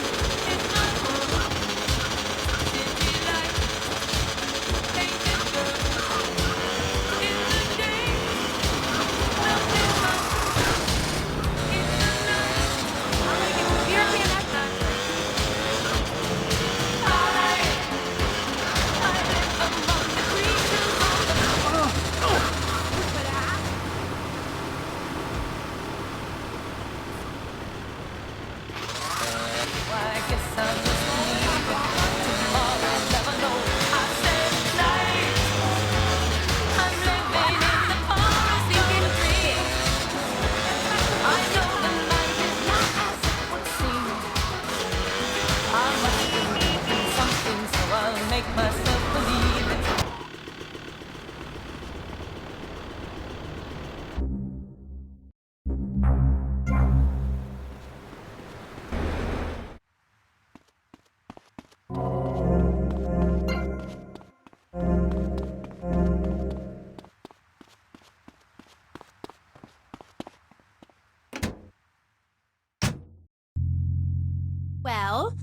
I love just the 5 of us. Please, please, please, enough! 5 succeeds while robots starve. Attendance has been poor. If I were opening this with the Orquestra Filarmonica de Jalapa in Mexico, there would be riots in the streets with small children giving me flowers and weeping. Here in Vice City, they wouldn't know art unless it came as a tube of beef jerky. They told me, Claude, it can't be done. Vice City is for sun worshippers and Philistines, and I told them no. I told them, if I'm directing a work of commercial dross down there, I must save my soul with some serious art. But to be honest, Amy, they were right. I feel ahead of my time. The best artists are ignored. I mean, surely any right-minded person would rather spend an evening watching me express the meaning of space as I move delicately across the stage in the dance of desire and denigration than flopping around in a disco or a nightclub or sucking the electric teat of television. I know I would. God! I mean, what is wrong with you people? God, my hair. What? My hair is all wrong. It clashes with my dress. Zeus! Cicero! Shakespeare! Flaubert!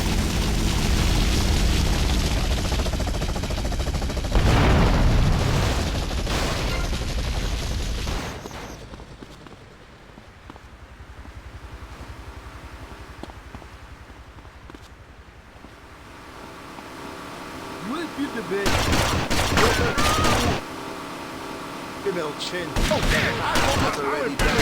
you keep pushing me, you get this. I will not stop. Let's go to our lives. I will feed your finger to my cat. Huh? I will plant that. I am not scheduled to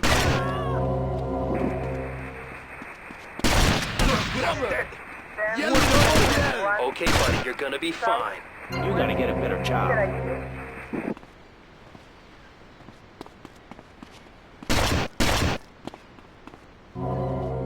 Get Momo.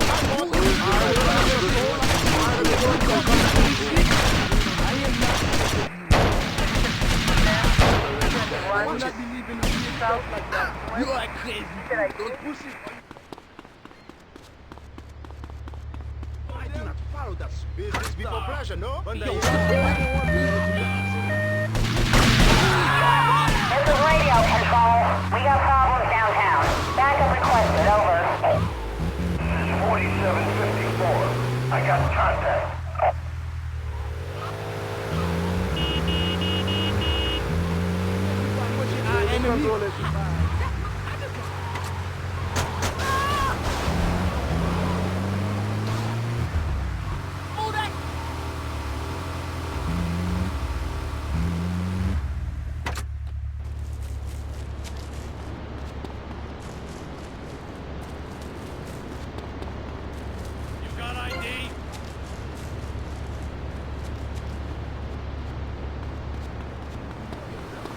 I ain't fooling around. You hear this now?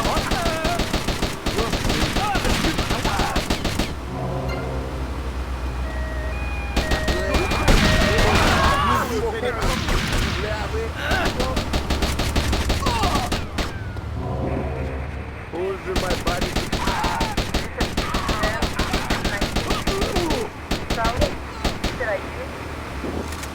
You will feel the bullet in Look at my eyes. You can't see nothing. Hey, get back here! Guns don't scare me like you. Ow! You will feel the pain. The test. Holes in my body does not kill me. Idiots!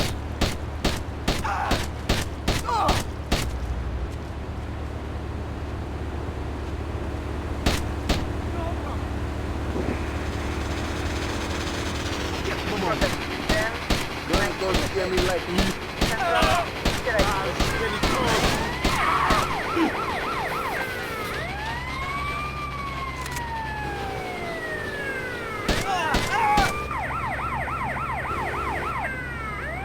You will feel the bullet in your heart.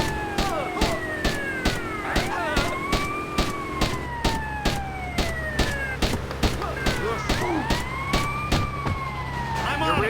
He's out of control.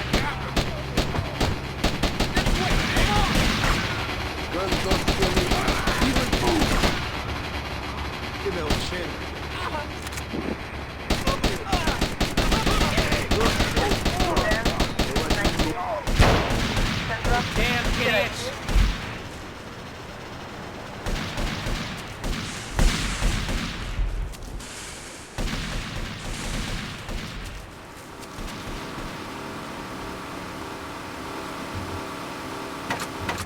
Yo, what's going on?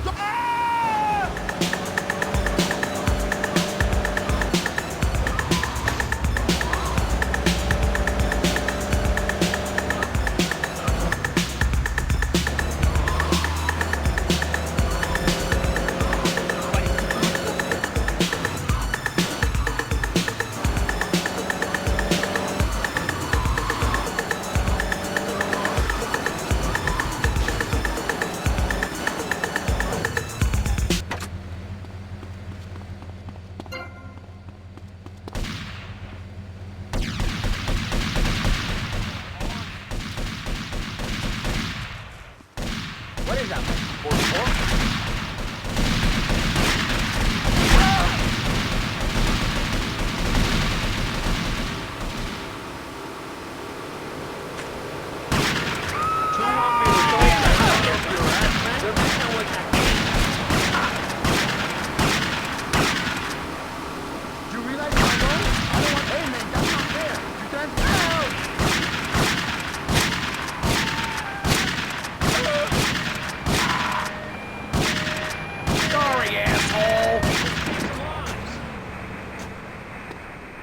Welcome to extend 21 North.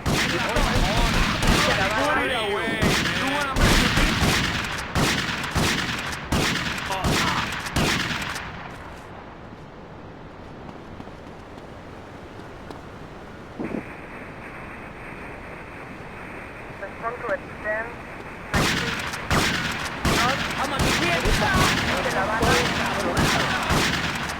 What did I ever do to you, huh?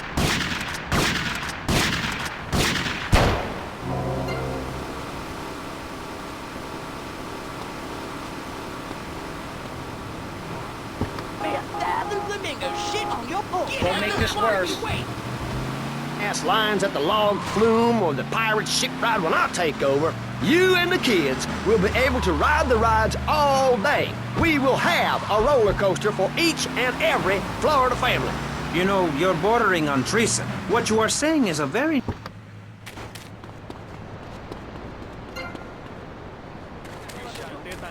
Oye, ¿qué te pasa, man? You're under arrest. You're messing with the king.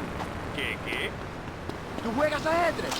Hey, get back! When you see my face, keep walking.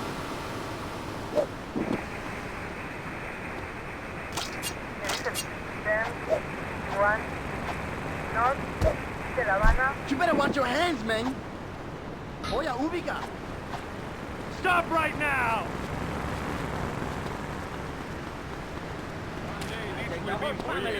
No me gustan esos chistes. Oye, conseguimos un caballo. At least you ain't gonna work. You want a serious problem, man? Out of my way, man. One day this will be my town, man. ¿Tú juegas ajedrez? Stay away from me! En la cara! You're a Oye, you think this is funny?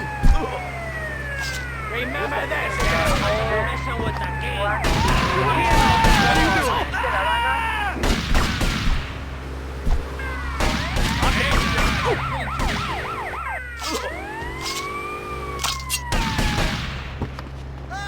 I don't like guys in uniform, pal.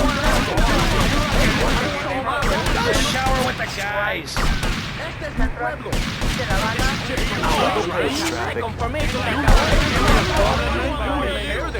heard it all before, pal. You better watch your hands, man. Hey, man, Not that's so not fair. tough now, are ya? Do I look like a jeva to you?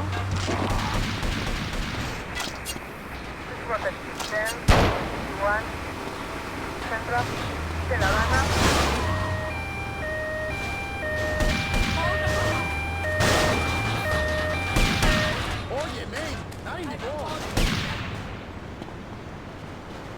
This is not what I wanted. Hey, man, that's not fair. These guys, I don't want any trouble, man.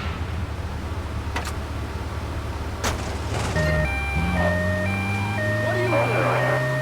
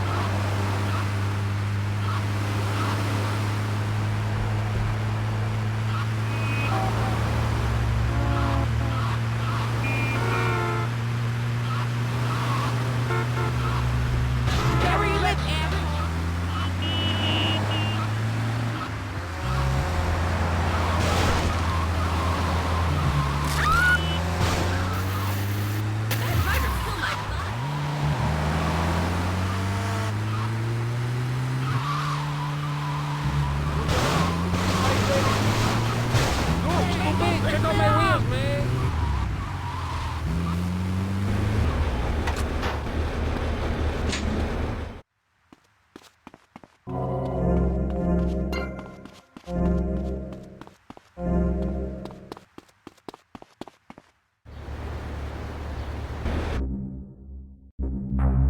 Be careful, all right?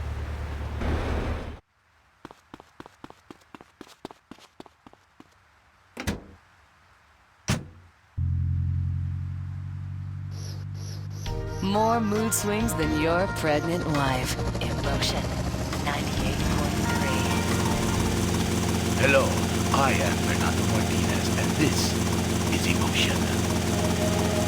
When I first come to Vice City, I feel all lonely. A man on the outside, a foreigner. Then I say, Fernando, you like to talk a lot. So I get a well-paid job on the radio and begin to make my name as a successful DJ. Now I'm not so lonely, but I never forget my roots. I never forget, and so I always have a soft spot for foreigner. I've been waiting this next.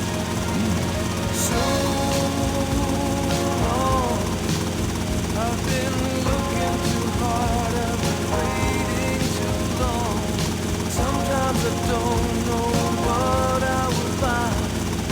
I only know it's a matter of time. You love someone. When you love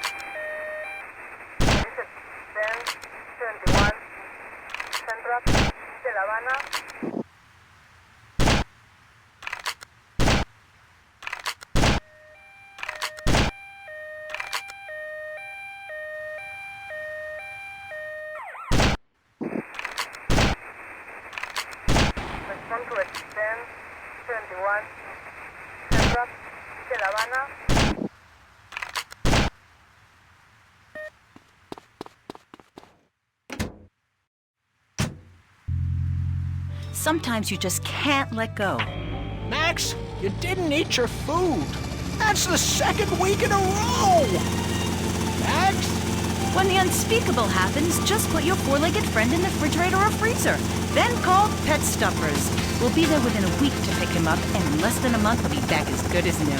Through an ancient Egyptian miracle process called taxidermy, you and your best friend will always be together. Yeah, that's a good dog. Pet Stuffers, when you just can't let go. And coming soon, grandparents forever. Highlighted hair? Vacant brain-dead look in your eyes. Something missing? Complete the look. Complete the look with men's eyeliner at Vice City's one-stop shop for people who are cool when they cry. Wow, you look ambiguous. Complete the look. I was losing myself in the music there for a moment.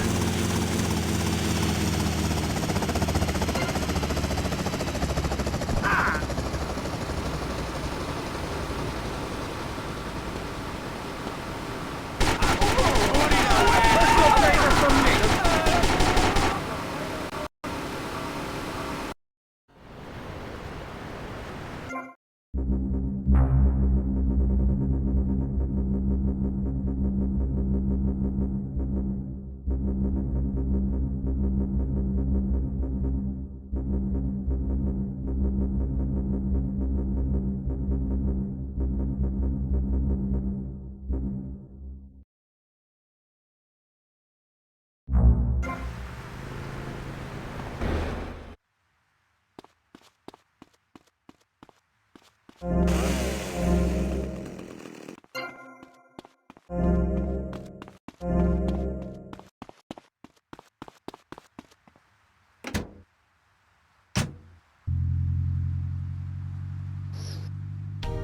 mood swings than your pregnant wife. Emotion 98.3. Hello, I am Fernando Martinez, and this is Emotion. When I first come to Vice City, I feel all lonely, a man on the outside, a foreigner. Then I say, Fernando, you like to talk a lot. So I get a well-paid job on the radio and begin to make my name as a successful DJ. Now I'm not so lonely, but I never forget my roots. I never forget, and so I always have a soft spot for foreigner. I've been waiting this next. So long, I've been looking too hard, I've been waiting too long. Sometimes I don't know what I will find. I only know it's a matter of time. When you love someone, when you love someone, feel.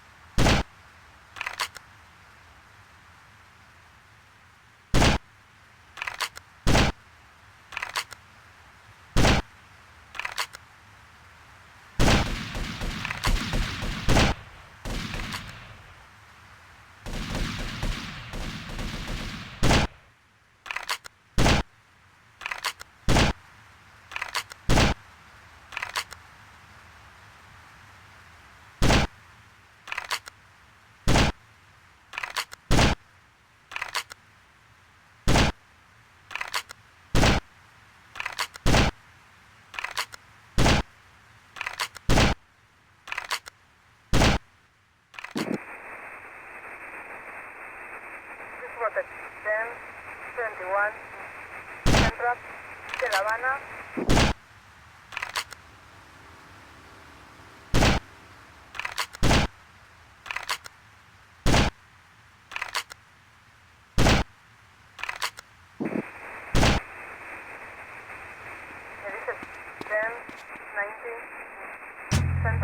Until the breaking point and keep that miserable contemplation of mortality at bay. Hell, at steering time, we'll work Grandpa so hard he'll wish he was dead. At the end of the day, he'll sit down in the bluegrass, eat a bowl of commemorative beans, and enjoy sing-alongs at one of our nightly funerals. It's the cowboy's code. Work hard, don't shower, and die in your boots. Right, Norm? For prostate.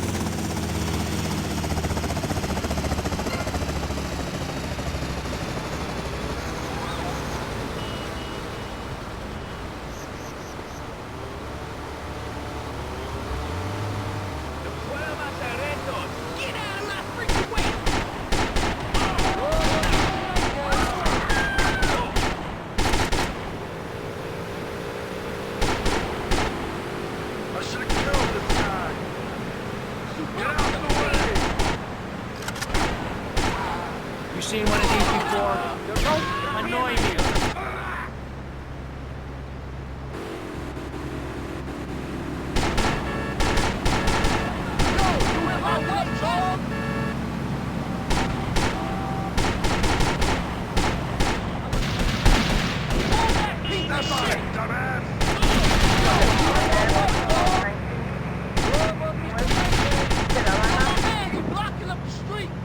Off the road!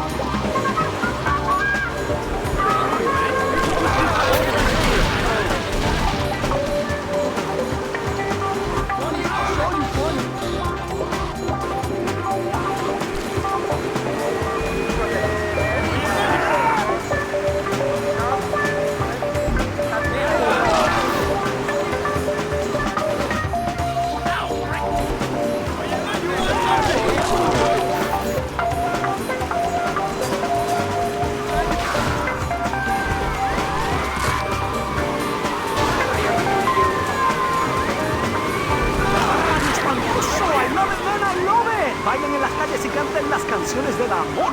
No dejen la carne fuera del refrigerator por mucho tiempo. Hace calor en las calles y así es con esta música.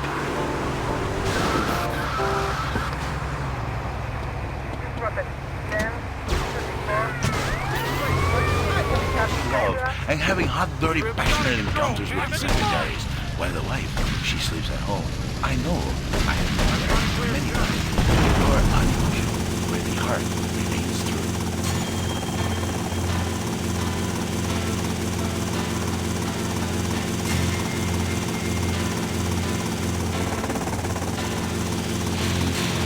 Should have seen by the look in my eyes, baby. There was something missing. You should have known by the tone of my voice, baby, but you didn't listen. You played dead, but you never.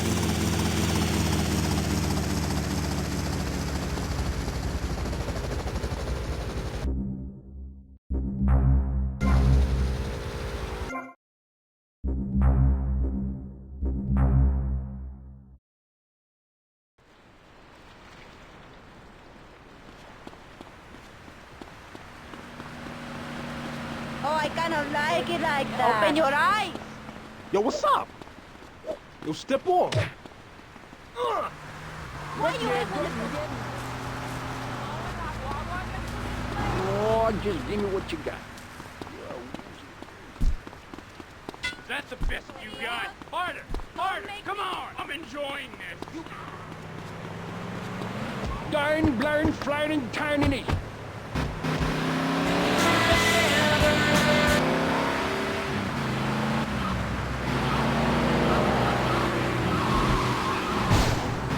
Fabulous music. This is the way.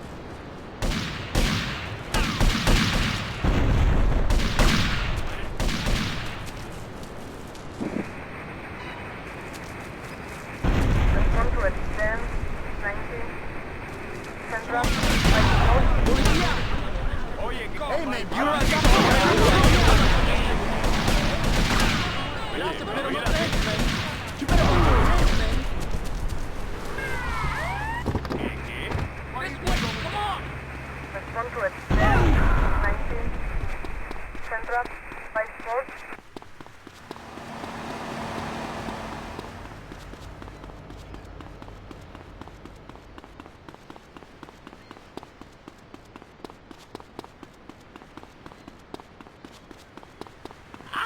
I'll tell you about it.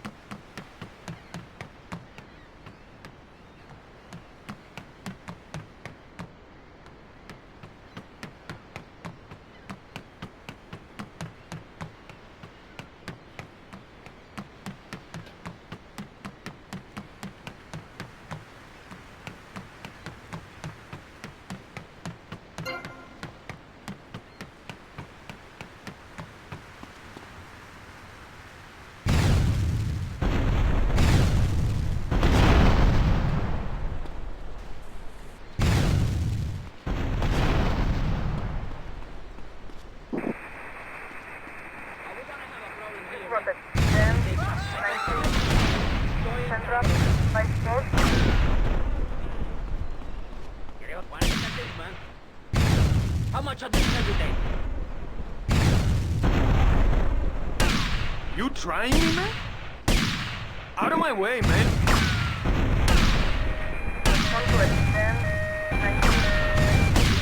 Soy encabronado. You're messing with the real deal. How much of this can you take? Be my man, harder this time. Look at this, man.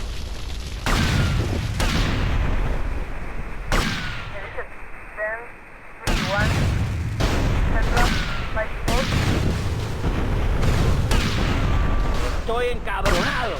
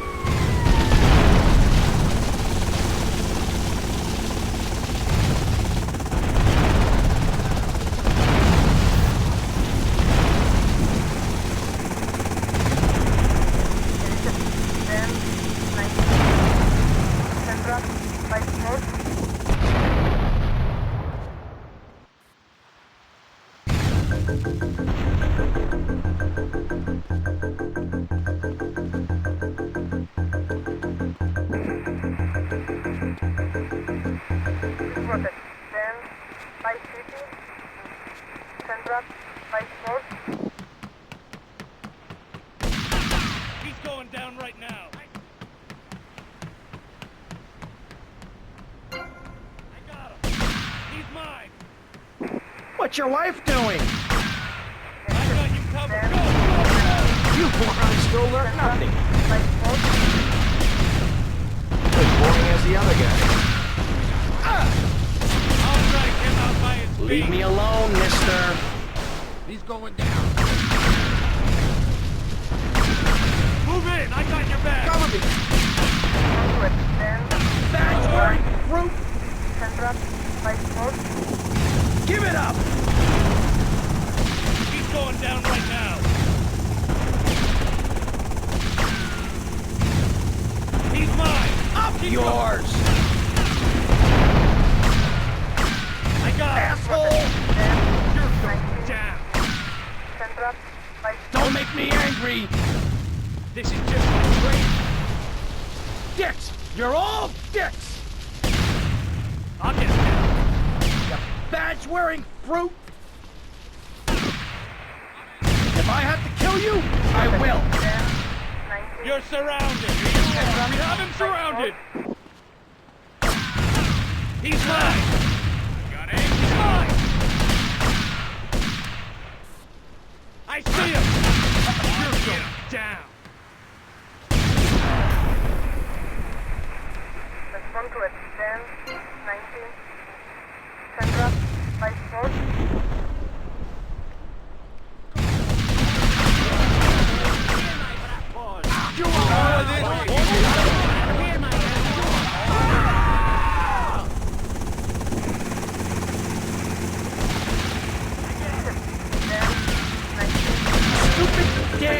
prick! He's mine! Here you are!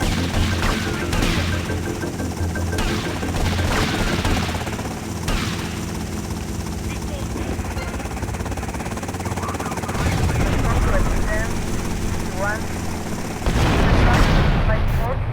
mine! I'll get him!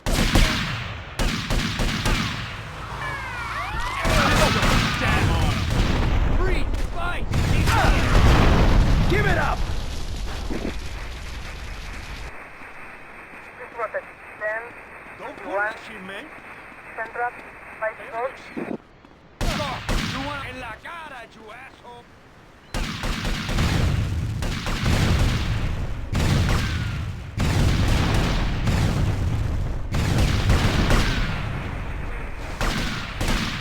Respond to a 10, 19, Central, 5-4.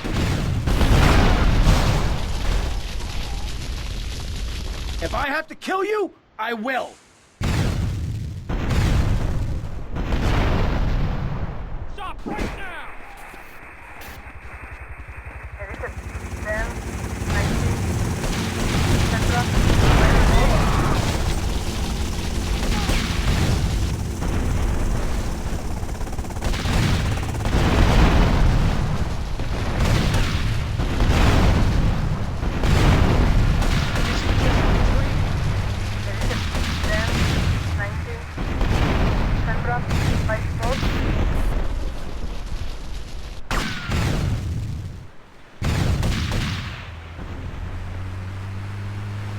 This way, come on!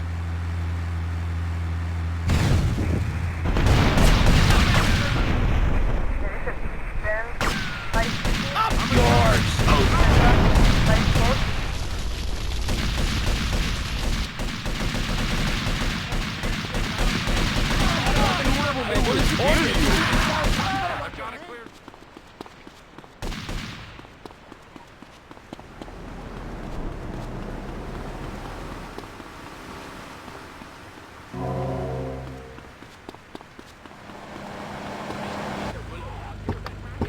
Yo, you trying to take me?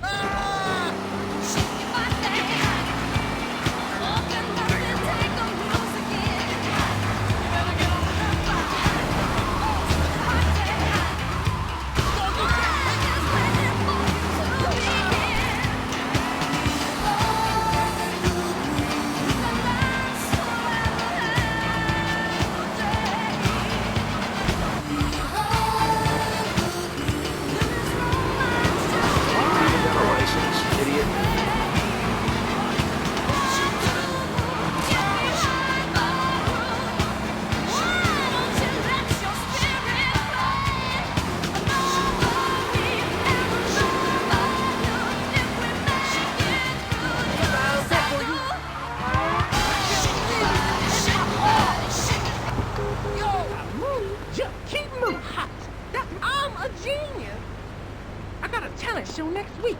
Wow!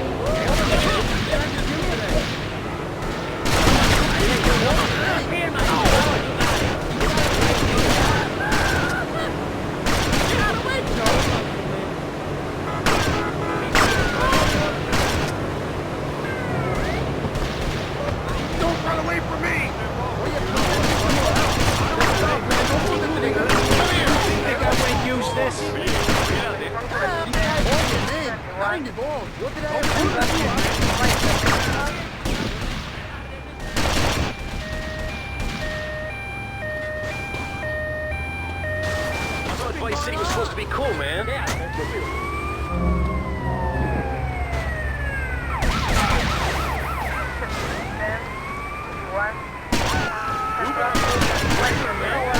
Oye, go for it. I'm not sorry.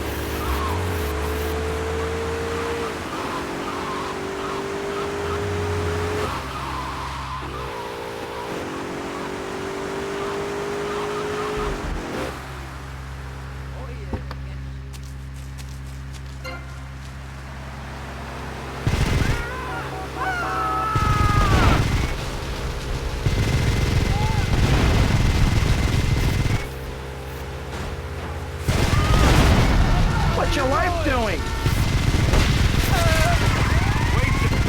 Stay away from me. You won't honest over nothing.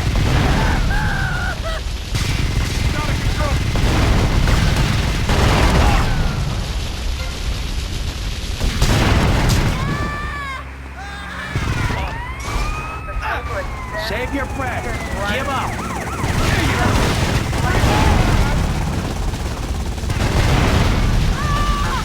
Don't worry me with that. Coming out, do it.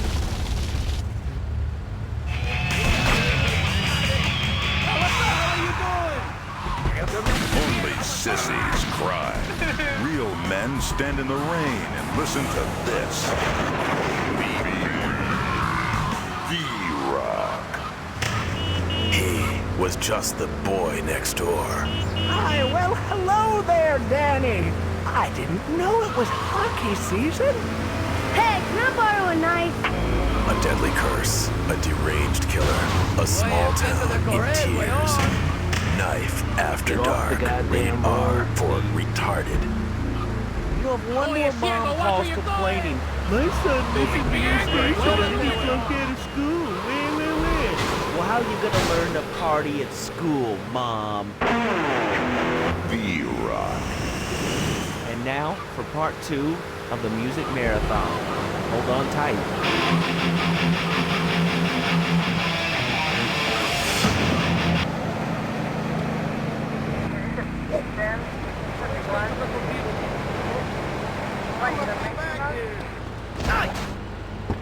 Stop it, man. This is my life.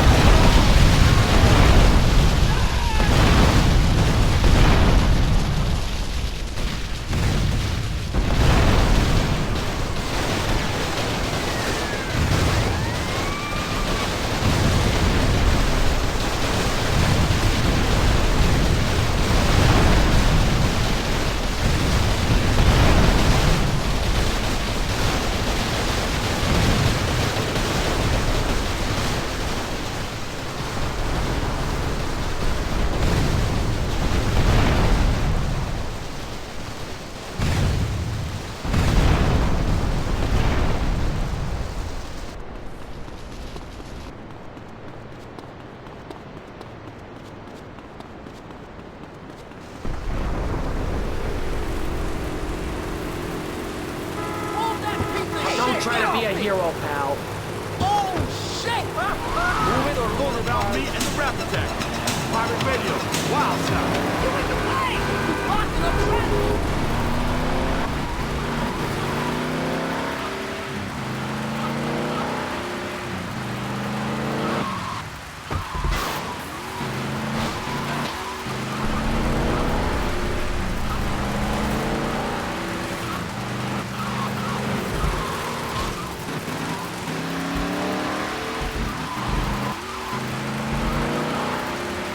They're supposed to send food.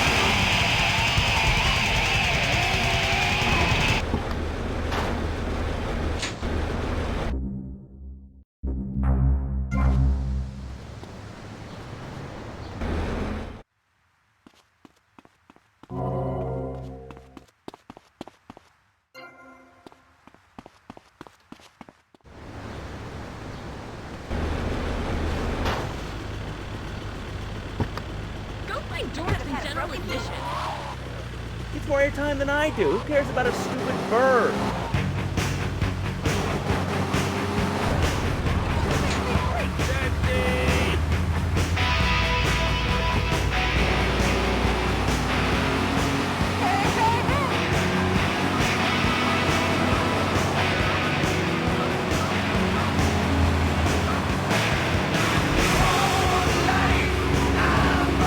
Go,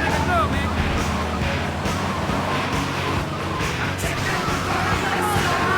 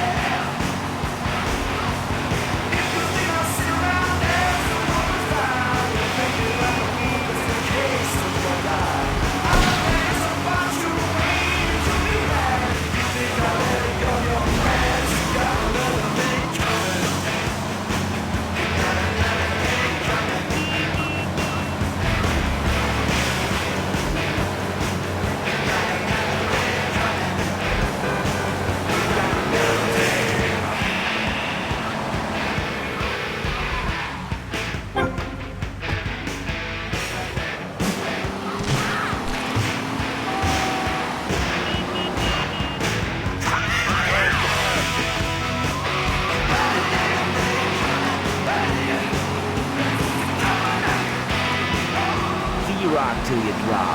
God, I never get tired of that one. Hey, did you hear that BJ's gonna be coming back to play for the Mambas? That is unbelievable. You know, I've only been in Vice City a few months now, but it's clear to me that my opinion is really important to you. New wave this, pal. We're the one and only V-Rock.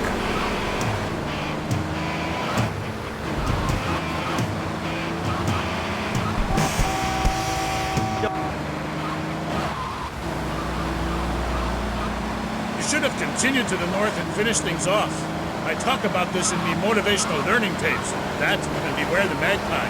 This is the devil. Evil reigneth when darkness falls. Are you married? You seem like a tough character to live with. Aye, me wife Helga. What a hag. This show is not sexist, whatever certain bearded women might say. Women are people too.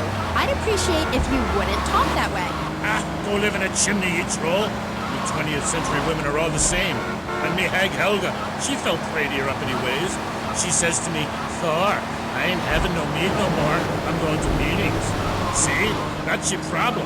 As soon as you sort something out, you have to go preaching from the rooftops to everyone else how to live, not pillage nor plunder no more, but live in boxes. Then she says, Thor, I'm getting me stomach stapled. I look fat. An outfit of 2 yak skins, where previously it was only 1.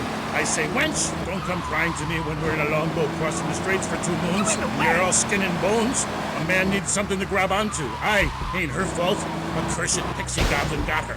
Pixie goblin? What kind of weird ancient nonsense are you talking about? Now, Thor, I've got to ask you, how old are you?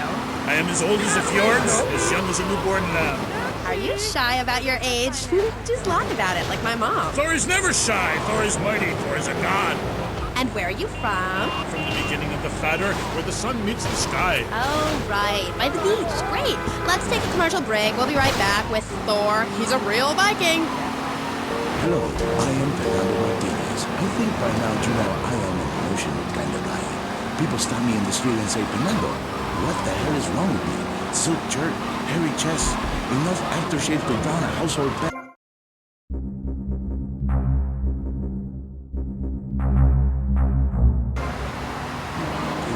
Around your neck, what kind of woman is going to respect you? That is why I have teamed up with Medallion Man, the shop for medallion needs. Medallion Man caters to all levels of masculinity. For the strong, silent type, a medallion the size of a hubcap will say everything that needs to be said.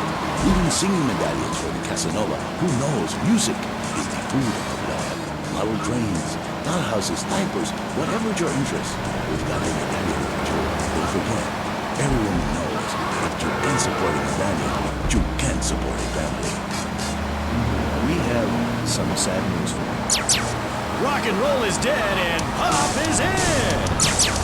Why not discover the excitement of the science of music yourself at Synth & Son, the home of keyboards? Thanks to the science of music, you don't need musical talent to make great music. Just listen. I created that just by pressing a button. Synthesizers are the new wave. Why work hard on difficult compositions when a machine can make music better than you've ever dreamed of? You'll be the hit of the party. It's perfect for in-restaurant entertainment, cover bands, and funerals. Make fugues funky and death marches danceable. It's the science of music at Synth & Son. Remember, you don't know you're a musician until you try.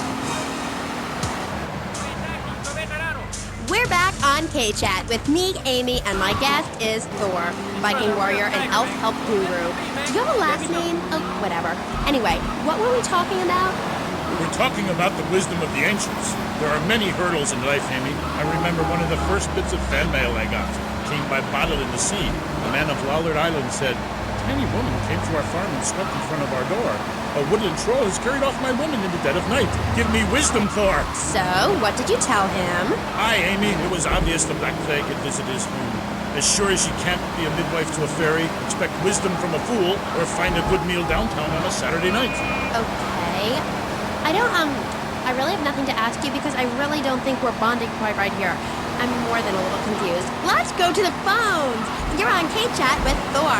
Yes, hello, Thor. My name's Jay. I'm a huge fan, man. Your book really helped me get through puberty. Everyone else was into vampires and stuff. I just got into the Viking thing. It's pretty cool.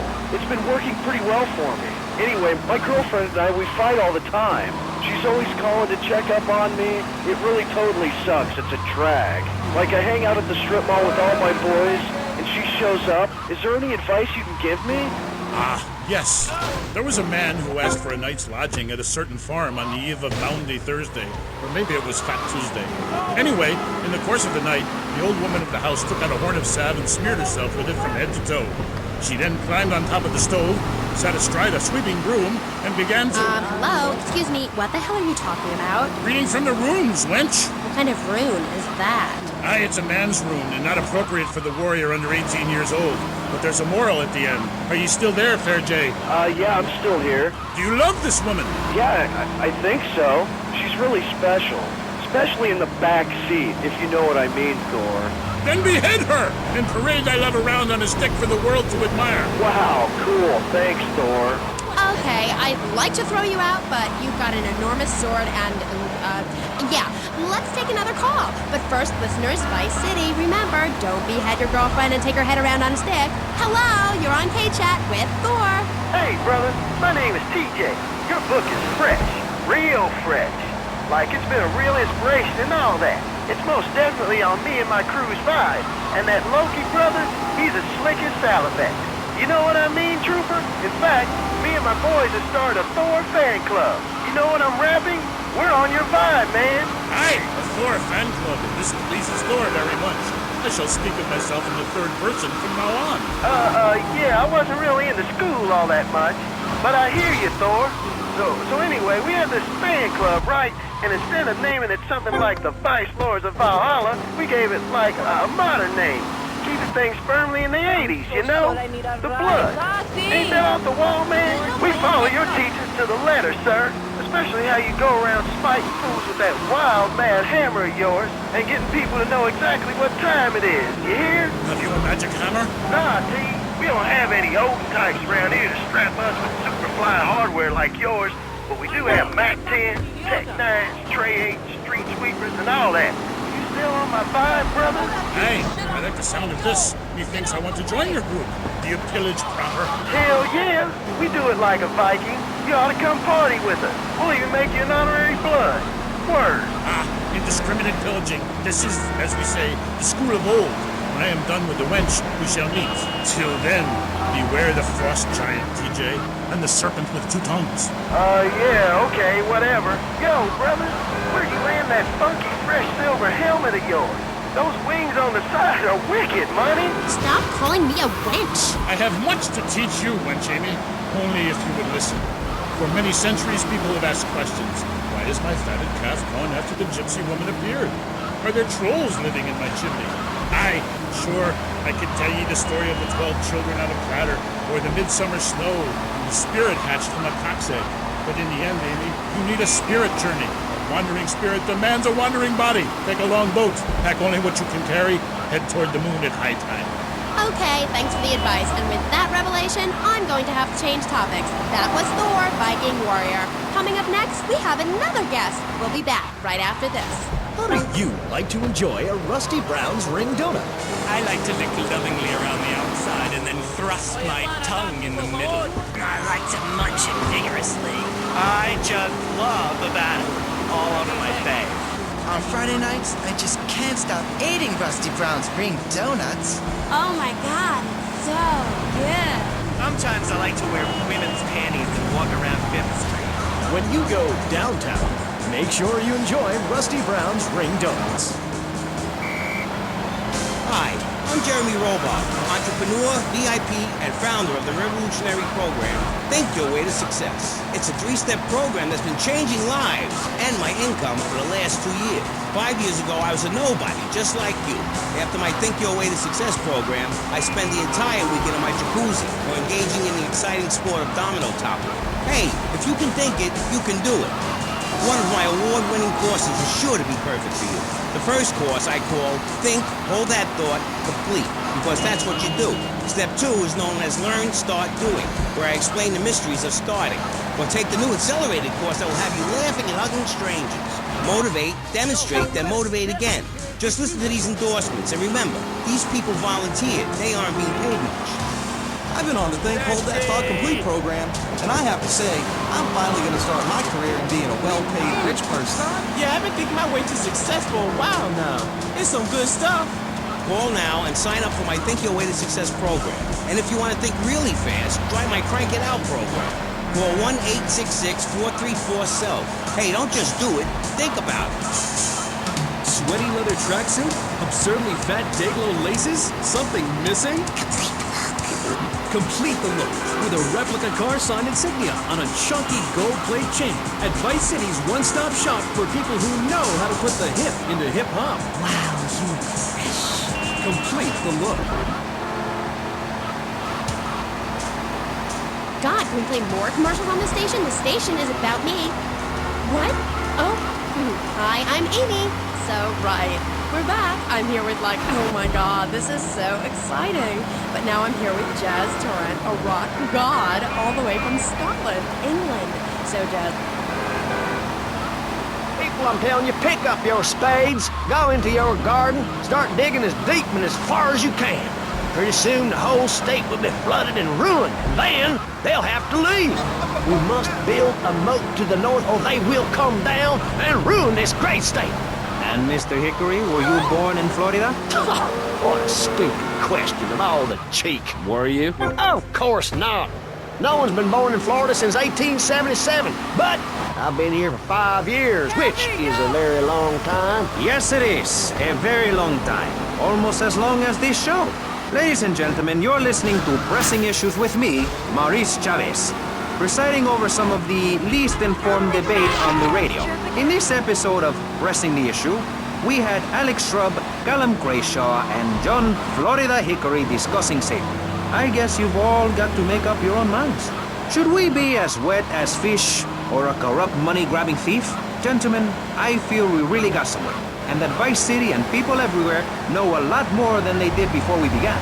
And now, over to Jonathan and Melissa to talk to you about public radio in your area. You're listening to VCPR, the radio station for disoriented and unrealistic college professors who wear fuzzy sweaters and find everything terribly interesting. I'm Michelle Montanius. And I'm Jonathan Freeloader. Public radio is very important. You may have heard my recent hour-long story about my hike in the park. That was fascinating and very important for everyone, even the blind.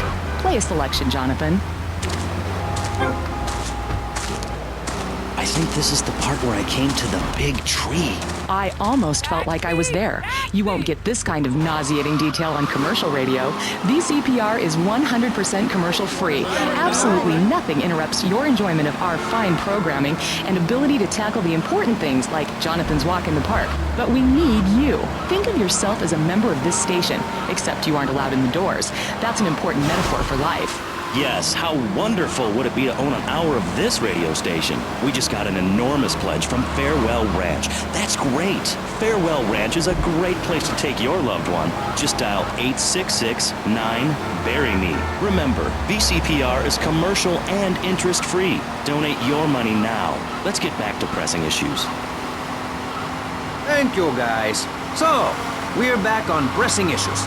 Just one of many fine shows you'll hear if you have the patience to listen to public radio.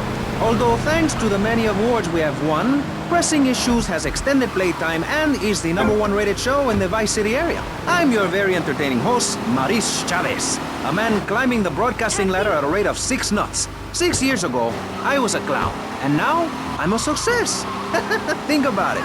Imagine where I could be in 10 years. I could achieve anything. Anyway, morality. What is it? Why do we need it? Our ancestors, shortly after discovering fire, built tools to beat each other over the head and discover how to make meat to celebrate with afterwards. Then Columbus came over, shut down the Pilgrim Discourse. Why? All very confusing if you ask me. And you did. And I asked myself, that is a perfect subject for a region-wide discussion show, which is very lucky because I happen to host one.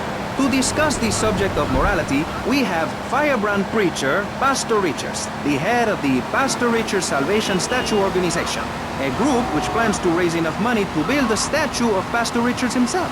We also have John Brown, leader of Moms Against Popular Culture, or MAPC. Or is it MAPS? MAP-K? I don't know. We're deep in acronym hell right now, or is it purgatory? And finally, we have Barry Stark, author of the book As Nature Intended. He's the editor of Vice City's Naturist News, and is working feverishly, it says here, to bring more nude recreation to Vice City. To protect the dignity of our other panelists, we place Mr. Barry Stark behind a divider. I'm naked back here. It's my right as a person. Yes. Let's start with the obvious, yes? Is it moral to be naked? Yes. You can't stop me. Well, I'm a mother, so I have to deal with this issue every day. My adorable kids have learned that it's wrong to be naked. When it's bath time, they know to put on a bathing costume. That's also the reason there are no mirrors in my house. Nudity leads to bad, naughty things. Maurice, if I may interrupt, I haven't worn clothes since 1982. Clothes are seriously unnatural. Didn't you guys learn anything from the 60s? I had a revelation when I was on holiday in Germany. I'd always felt very constricted. Then it hit me like a slippery fish. Clothes are plain wrong. When you're born, you're not wearing any clothes. When you die, you're not wearing any clothes. I'm going to have to interrupt you there. What if you die at work?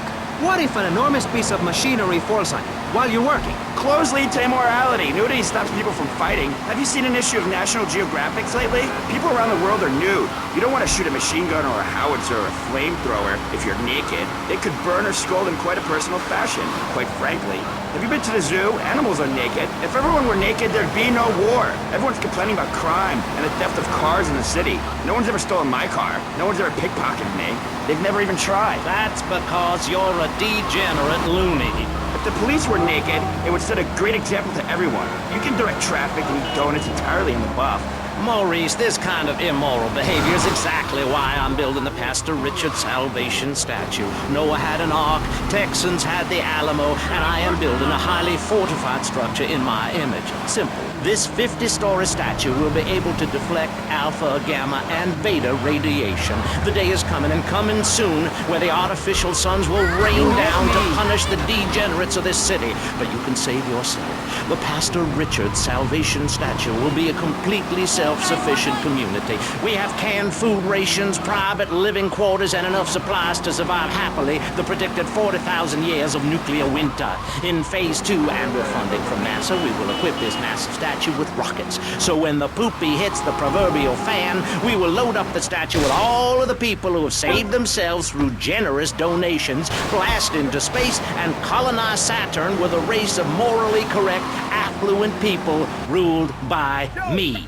Will there be naked people? No, turd brain. It's morally corrupt people like you we're shielding ourselves from. Liberals, degenerates, the Welsh. They're the ones responsible for the nightmare Vice City is today. The crime in the streets, the parties, the children born out of wedlock to a future of hopelessness. Anyone who does not agree with me is mentally sick and should be shot, I'm afraid to say. We need to build a place to escape these transgressions. Whew! That's extreme stuff, Pastor. But we'll leave amateur eugenics for a minute and ask our other panelists. Jan, you're a mom, so you know everything. What is your thought on all this? And do you think Pastor Richard stole his ideas from a movie or book? Well, yes, I am a mom. My kids are very special. So special, they go to special classes. Now, I teach my kids history to give them perspective. Last night I was telling them about how Magellan sailed around the Strait of Magellan and met some friendly natives that gave him supplies. Then he had to kill all of them. And that's an important lesson about life. If you look at nature, you'll see many species that eat their children to protect them. This is especially true of hamsters. It's about putting the family first. That's really important to me, and where a lot of my morality comes from. And if you don't like it, find your own husband and stay away from mine, okay? Okay, but, and excuse me if I sound a little confused here, but I don't think I understand. Now, my morality comes from looking at history and biology and working out what's best for my kids and screw anyone else. That's what this country's all about. I mean, I saw the hippies. What a load of claptrap. What's your kid gonna do at a school with a name like Moonbeam or Wave or Horseradish or whatever they call them? How can you take your kid to a Little League game when you live in a communal farm growing drugs? It's was awful. And that's what my life is about. Looking down on others. Yes, I think I can see that now. Moving on. Pastor Richards, in your book, you talk about putting yourself first and how people should not make sacrifices or help those in need. Do you want to elaborate? Oh, that's right. People need to learn how to take care of themselves and not depend on others. If you read chapter 45 of my book, I talk about how being selfish is a virtue. The best thing you can do for someone that needs help is to tell them to help themselves. That builds moral character. Morality, Maurice. There's not much left in this city. Every time a culture has taken on the doctrine of helping your fellow man, we get thrown into the dark ages. Look at Russia. They keep trying to help each other out, extend a hand to a neighbor. And guess what? Every 10 years, someone's invading, burning down their homes, and taking their toilet paper. Napoleon, Stalin, Attila the Hun, all of them. After you read my book, you will understand. I may have been born in the sea, but I'm no dummy. Are we gonna talk about being naked? Yeah, soon, Barry. Keep your hair on and calm down, please, my friend. Divorce rates are up. Standardized test scores are down. Vampire sightings at the mall. Can the family be saved? Or, to put it another way, if we're meant to be monogamous, why weren't we born already married? Jan, over to you. Well, since I'm a happily married mother, I know the family unit is the basis of all society. Now, even when my husband is working late or away on an extended business trip to Hawaii with his secretary, I understand just how important the family unit is in life. He's working hard so I can get another station wagon with even more wood on it. Go on. Tell me more about your family. Well, I like to compare it to nature. After all, it is one planet, even if we do just want to maim and kill each other, especially me. Now, look at sharks and sandworms. One of my hobbies, besides making babies and criticizing people, is biology. You learn so much from nature. People these days, they don't grow their own food. They can barely get out of their recliners and make it to the supermarket. I tell you, there is nothing super about that place. Kids these days don't know how to preserve and can their own food. No wonder all they want to do is play video games or hang out with their friends. What is it, the Degeneratron? What a crock of shit. Hey, watch your language. This is radio. We have regulations about that sort of thing. But you let a naked man on. He's behind the screen. You can't see him. It's not that exciting. Imagine a flabby guy with a ponytail and a nasty rash. You'll get the picture. Imagine one. I married one. Anyway, what was I saying? You were discussing the Degenatron, which I understand is a games machine. Then you swore. I'm sorry. It makes me so mad. I mean, what I heard my son, Patrick III, I heard him using slang words in the house the other day. Rad and cool and stick it. I mean, I beat him to within an inch of his life, and he will never make that mistake again. Americans should be spoken properly. What? No, don't interrupt me. I've got children, you know. Please. This is really important. It's about the family. Look. Nobody knows how to cook anymore. Nobody knows how to kill anymore. Nobody knows how to kill dinner. My daddy was a very wise man. Before that tractor pull accident, my daddy taught me how to slaughter a pig. That's very useful information. Oh, sure, I was a little nervous at first, but he put me in a room with a fork and a fat sow and told me he'd be back in an hour for some fat back and hog jowls. As a mother, I'm proud to say I throttled the life out of that little piggy. I did it for my family, and I'll do it again. Feeding the family is my job as a mother. Daddy earns money and goes away with his secretary, and Mommy provides dinner and keeps a brave face on things, even though her heart is breaking. Where are my pills? Barry, you look like you've got something to say. I agree. Statistics show that families that spend time together naked are the best kinds of families.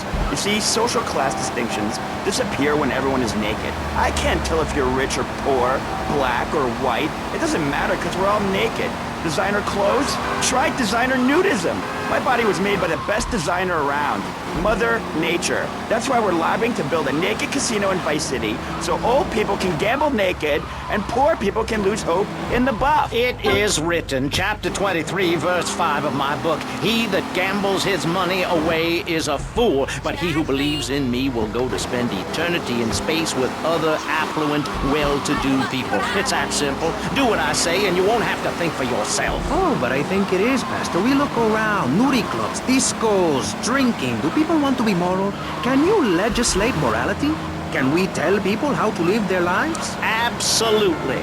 Yes, of course I can. Just look at Prohibition or the Cultural Revolution in China. We can learn a lot from history. Chairman Mao or Stalin, they purged their lands of degenerates and intellectuals, the scum of the earth in my book. And look at the great societies they built. People want to be told how to act. And most people are idiots, and that's exactly who my teachings appeal to. This lawless, permissive society has no boundaries, and without boundaries, how do you know where the limits are? You have to know what's good and what's evil. You need someone to tell you so. Single moms have obese kids, it's a fact, while rich people have a lot of guilt, unnecessarily, in my opinion. I agree. I don't think these people understand just how hard it is to potty train. You have to give a treat when Precious makes a poopy. My kids are big-boned, and they eat prunes every day. But that's what's wrong with this country. All of this emphasis on being thin and healthy. When my children are hungry, I hand them a spear and send them out to the park to catch their own food. They're learning how to be self-sufficient. Yesterday, my youngest, Jono, killed the postman, but at least he was trying. So I gave him a cuddle, I told him to hit Daddy next time he comes home late smelling of cheap perfume. Okay. It's time to take a break before we hear about any more criminal acts against government employees. You're listening to Pressing Issues. Morality is the subject at hand. Let's explain exactly how free radio without commercial breaks works. We'll be right back. You're listening to VCPR. Finally, a radio station for teachers and librarians. You've been enjoying Pressing Issues, but as is normal, you can't listen to an hour's worth of programming on this station without us begging for money. It's the bi-daily begathon here on VCPR, where we hold your favorite shows hostage until you pony up some cash. You know what's so great about VCPR? It's like a shining torch of cultural enlightenment for Vice City. In these times of darkness, when the hordes are so uneducated they can barely understand multisyllabic phrases like "clean my shoes better, Marissa," or "I'll report you to the IRS," or dialectical materialism. Isn't it pleasant to have a patronizing voice on the radio? That's right, Michelle. With the way things are going under Reagan, at any moment the unwashed Huns from the Midwest could descend upon Vice City and enslave the poets and postal workers and force us to watch network programming. That is a frightening thought. But like many things in life, you can throw money at something and feel better about yourself. VCPR is your public radio station, but you have to open your wallets. That's right. If you pledge at the $1,000 level, you'll get tickets for "In the Future There Will Be Robots" at the Vice City Arts Center. People who see that show say it's difficult to put into English. That must mean it's spectacular. Yes, but if you don't give money to VCPR, we could be thrown back to the Stone Age. Liberals will be set on fire in the streets. Give now. Let's return to Pressing Issues. Over to you, Maurice, in the studio. Useless, talentless asshole. You're correct. He is an asshole. I love those guys. Really professional and living proof that all of the best talent isn't on commercial networks. These people do it for love, because they have integrity, just like me. We're back with Pressing Issues. I'm Maurice Chavez, winner of 5 public radio awards in the Vice City area, including Best Voice. On this show, we take complex issues and boil them down to simple ones so you can understand. On this segment of the show, we are discussing morality. Since the beginning of time, man has asked questions. Why are we here? What time is it? And is there a place around here a guy can get a drink? Early man, as seen in the cave of Lascaux in France, questioned the morality of making the mammoth extinct. I think we all know what happened there. Is it society's job to tell each other how to live? Recently, Vice City considered passing a public curfew that says nobody can be on the streets after 8:30 p.m. Of course, the bill didn't get passed, but it made people think. If you don't vote, you get morons in charge. Is that moral? I'm not sure. Let's press the issue. Children should be at home with their parents naked. A curfew makes sense. You know how much money I save not having to wear trendy clothes? Read a history book. At the creation of the universe, the Big Bang, everyone was naked. Even you. Why do I have to stay behind this divider? Maurice, please? Because nobody is interested in seeing your business. Because we have standards of decency which you are offending. Look at me! I'm jumping up and down. Oh my goodness, get back behind the divider, please, I'm married. What's so wrong with me? Why do you hate me because I'm happy? Jan, give me a hug. I won't hurt you. And by the sound of things, your husband is doing the same right now with his secretary. No, we've worked through it. He was stressed. It's hard keeping a family together these days. Everyone, take your clothes off and feel what it's like to be free of bondage. Everyone out there in Vice City, take your clothes off. If this is the land of the free, let's start with our pants. Feel the wind from the air conditioning. Ugh, a breeze is so liberating. Thanks very much. Now, if you could get back behind that divider, Barry, please. Otherwise, I'm going to have to ask you to leave. Thank you. Now sit down. On pressing issues, we think it is very important to respect one another. To treat each other like we would like to be treated. I want a hug. If you don't like the United States, son, why don't you move to Russia? I don't understand people in America today. They call this a Cold War, but it's hotter than hell. Mark my words, any day now you're sitting in school passing notes and talking about the prom, when suddenly you look out the window and there are Russian paratroopers dropping in to take over. What can you do? Run into the woods with your friends? Call yourselves the Wolverines? Put twigs in your hand? Try to beat back the Ruskies? No, you hightail it to Pastor Richard's Salvation statue and blast off into space. But there is a limited amount of space. That's why I suggest anyone who wants the safety and security of your own bunker, give now. Call 866-9-SAVE-ME. We'll get you on the payment plan, and if you're paid in full on D-Day, you and your family will be safe. If not, you may have to choose to save yourself and leave the others behind. Hey, stop selling things on my show. You're not a valued sponsor who supports the art of public radio, buddy. I, for one, welcome our new Russian masters. We can learn so much from other cultures. Did you know in India, the women protest by setting themselves on fire? I tell you, next time the kids are screaming for ice cream and pop, I may just douse myself in kerosene. I use that as a threat to my kids all the time, so it's no wonder they're so screwed up. That's one of the tough things about being a mom, not ruining their lives with guilt. As a matter of fact, I don't let my kids watch cartoons or slasher flicks. Really? That Knife After Dark movie may be #1 in the box office, but my kids certainly ain't gonna see it. If you don't raise your kids right, they end up being like Nude Boy over there or working in radio. I want them to get proper jobs, like being a doctor, not a patient. That is offensive. My mother understood I was special. She made me wear a bonnet as a child, and when I demanded to go to school naked, she was fine with it. After social services moved me, she would still write to me. I still remember when she kissed me goodbye. But Barry, earlier you said you discovered naturism, taking your clothes off, whatever it is in Germany. I know, but I lie a lot. I've got a lot of personal issues. Look at me. Please, Maurice, I need a hug. There's another example of immorality in this city. Public showing of affection. People think we want to see them making out and carrying on. I understand your hormones rage like a wild animal and you want to ravage one another like there's no tomorrow, but you have to ignore what your body is telling you and work for a higher calling, like construction. We're building a statue and we need your help. Call me now. You know, pretty soon you won't be able to tell who's a human and who's an android. Why, the corporation is working on it right now. I know, I read about it. I tell my kids not to kiss other kids at school. It might be an android, suck your brains out. You must have seen the mini-series event on television. I read it in a book. We've got to stop looking at the stars, all this science fiction, and focus on the family. Now, if you really want to dance like you're on the moon, go there and leave us in peace. And that's a fact. What's a fact? I'm sorry, Maurice, but I have to tell you, I moved to Florida to bring my kids up the American way in a theme park. And that's just the kind of person I am, opinionated and moronic. I see. Well, this panel is certainly interesting. The issue is morality. Recently, rock artists joined together to provide famine aid to Alaska with the song, Do They Know It's the 4th of July? Critics complain it's immoral to meddle in the affairs of other peoples and cultures. Pastor Richards... What? What do you make of meddling in other people's business like an over-opinionated sociopath?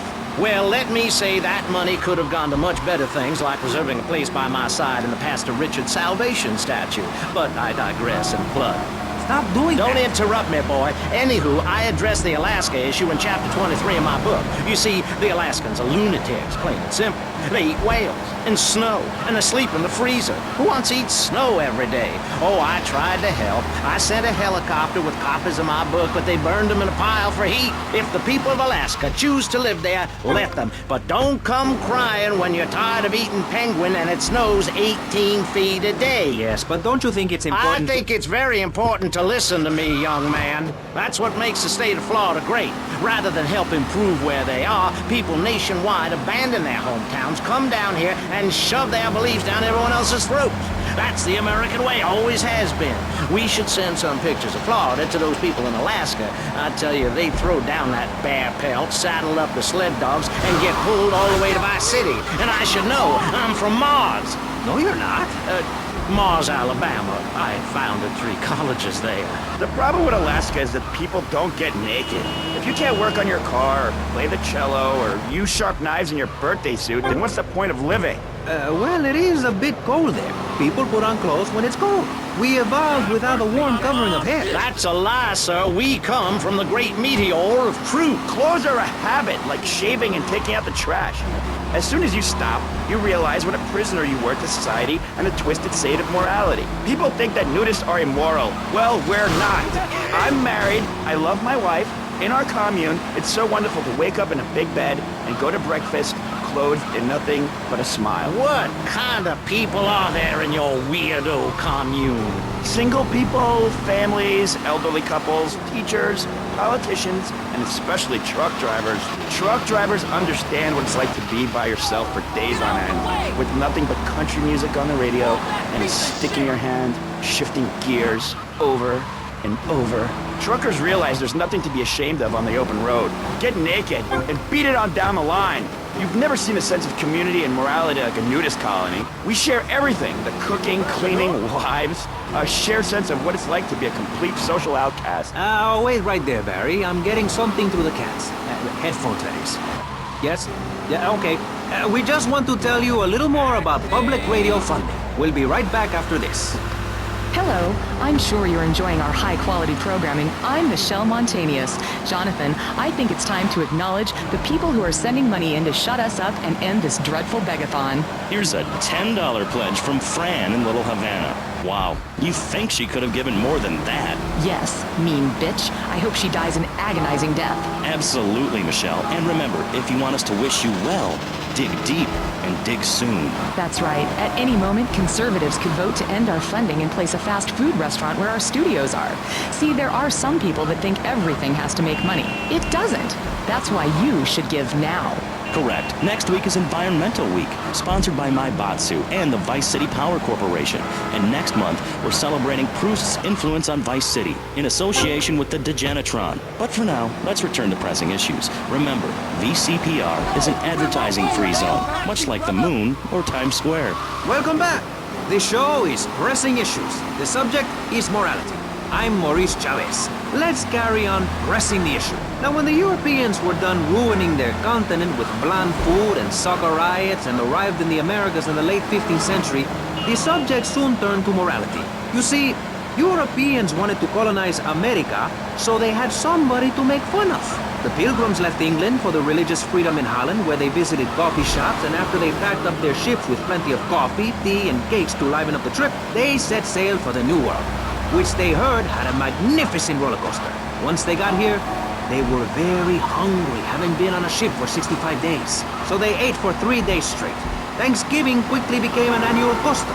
America was founded by people who wanted a place where they could tell other people how to live. And I'm a history major. But do we have the right? The question, is it moral to celebrate Thanksgiving, a holiday that is clearly about gluttony, annoying relatives, and awful casserole?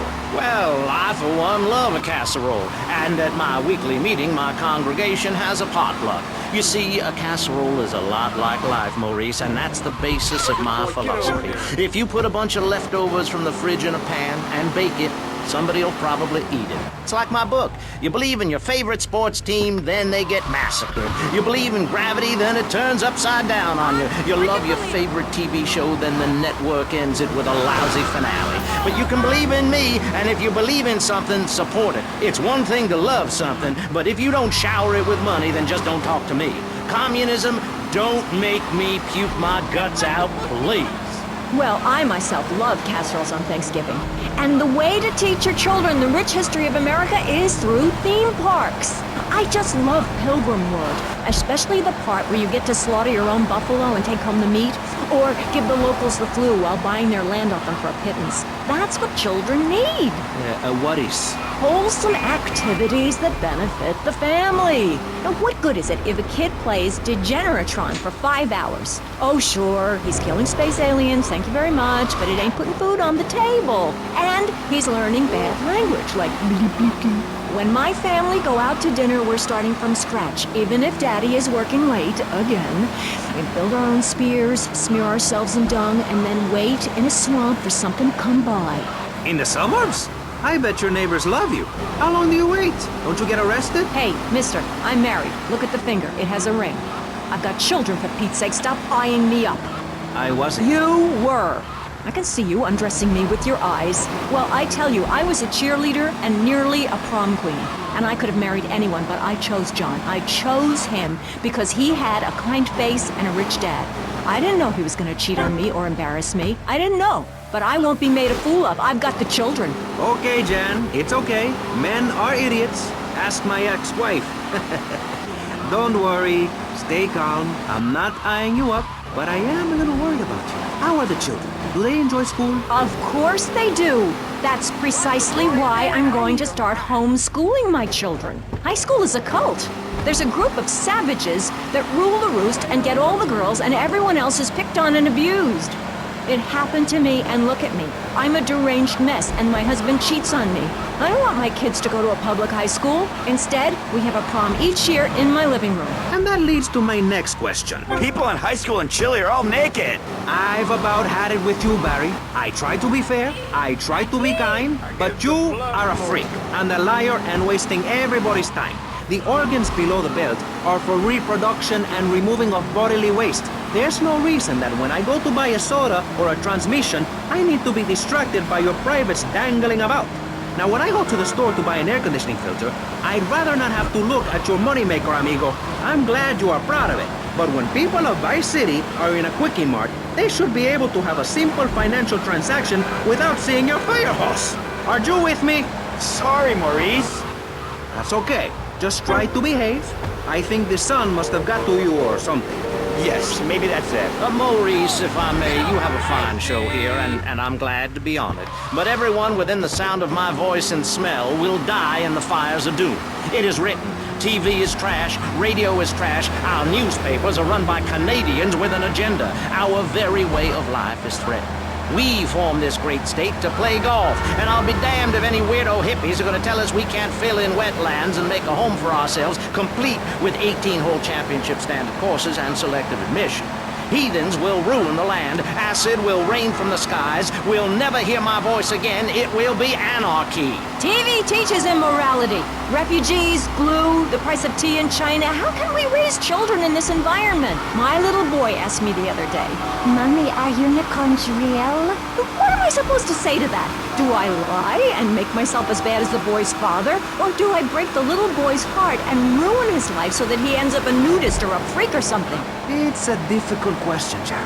A very difficult question. Is it right to lie? Clothes are a lie, Maurice. No, Barry. Clothes are a way of keeping warm and not getting arrested.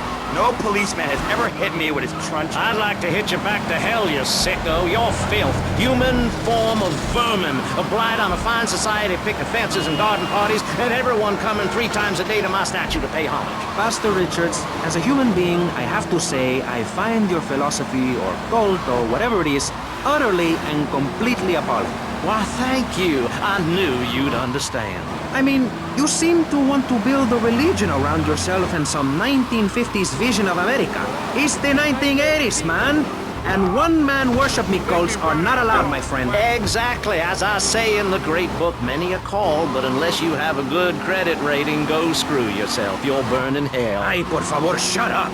Barry, what are you doing? I'm lonely, Maurice. Lonely, and I need some bodily contact. Get back behind that panel. Don't be shy, please. We've all got one.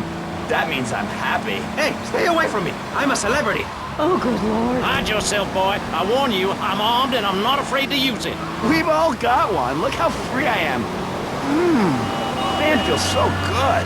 I feel you. Hey, Pastor Richards, please, put the gun away. Put it away. No, I am the sole judge of truth and decency. Get back, heathen. Get back. I love you all. Evildoer, die, devil, die. Ow! Dios mío, you shot him. There's blood and pubic hair all over the studio. Ladies and gentlemen, it is complete pandemonium here on Pressing Issues with me, the multi-award-winning and soon-to-be executed Maurice Chavez. Barry? Are you okay? Are you alive? Stop the bleeding. It's down there. Do I have to? Can't you get someone else? Ay, Dios mío, she's fainted. No. Hold it. Harder. Oh, that's so good. I need mouth to mouth. Maurice, please. I might die. Okay. Excuse me, I'm only doing this to save your life. I don't want to. Thanks. I'm getting cold. Quickly. It's okay to use tongues. Get off of me! I'm happily divorced! Shall I send him to hell, Maurice? Yes! I mean, no! No, you psychotic lunatic! Put that gun away! Don't point it at me! Or your what, son? You think I'm scared of your conventional lily-livered morality? You think you can tell me what to do? You think it's wrong for me to have 5 concubines and spread my genes, or to use money from the statue for building my own palace in Hawaii? You think that's wrong, do you, son? Do you? No, Mr. Pastor. It's all right. I think it's very right. Very right indeed. You're the boss. You're in charge. You're the king. Damn right I am. Now I'll tell you about morality. Morality is what I say is right, and immorality is what I say is wrong. You gotta understand this. I do. Oh, I'm bleeding. I need a proctologist. Shut it.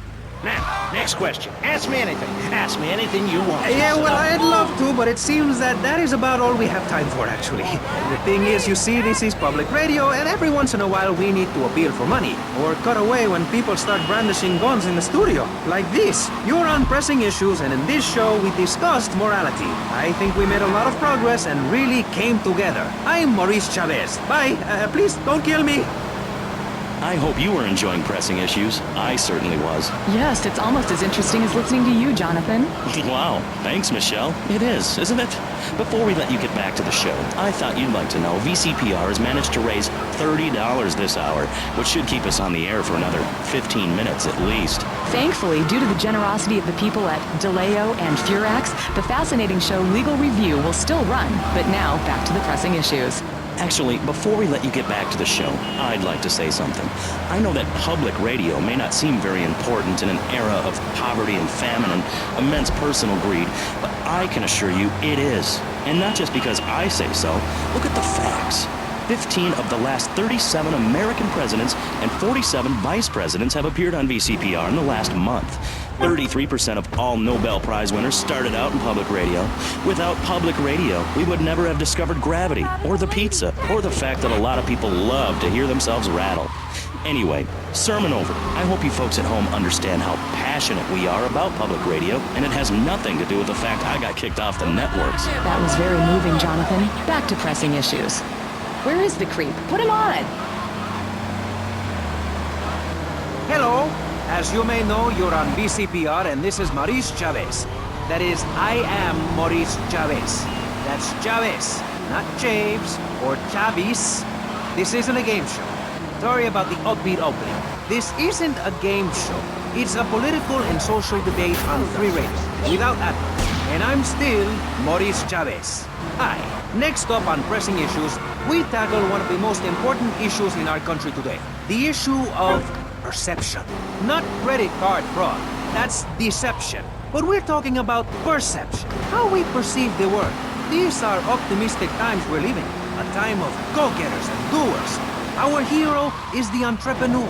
the shaker and the maker. Positive thinking, we are told, is everything. Think it, and we can do it. Or can we? Let's press the issue.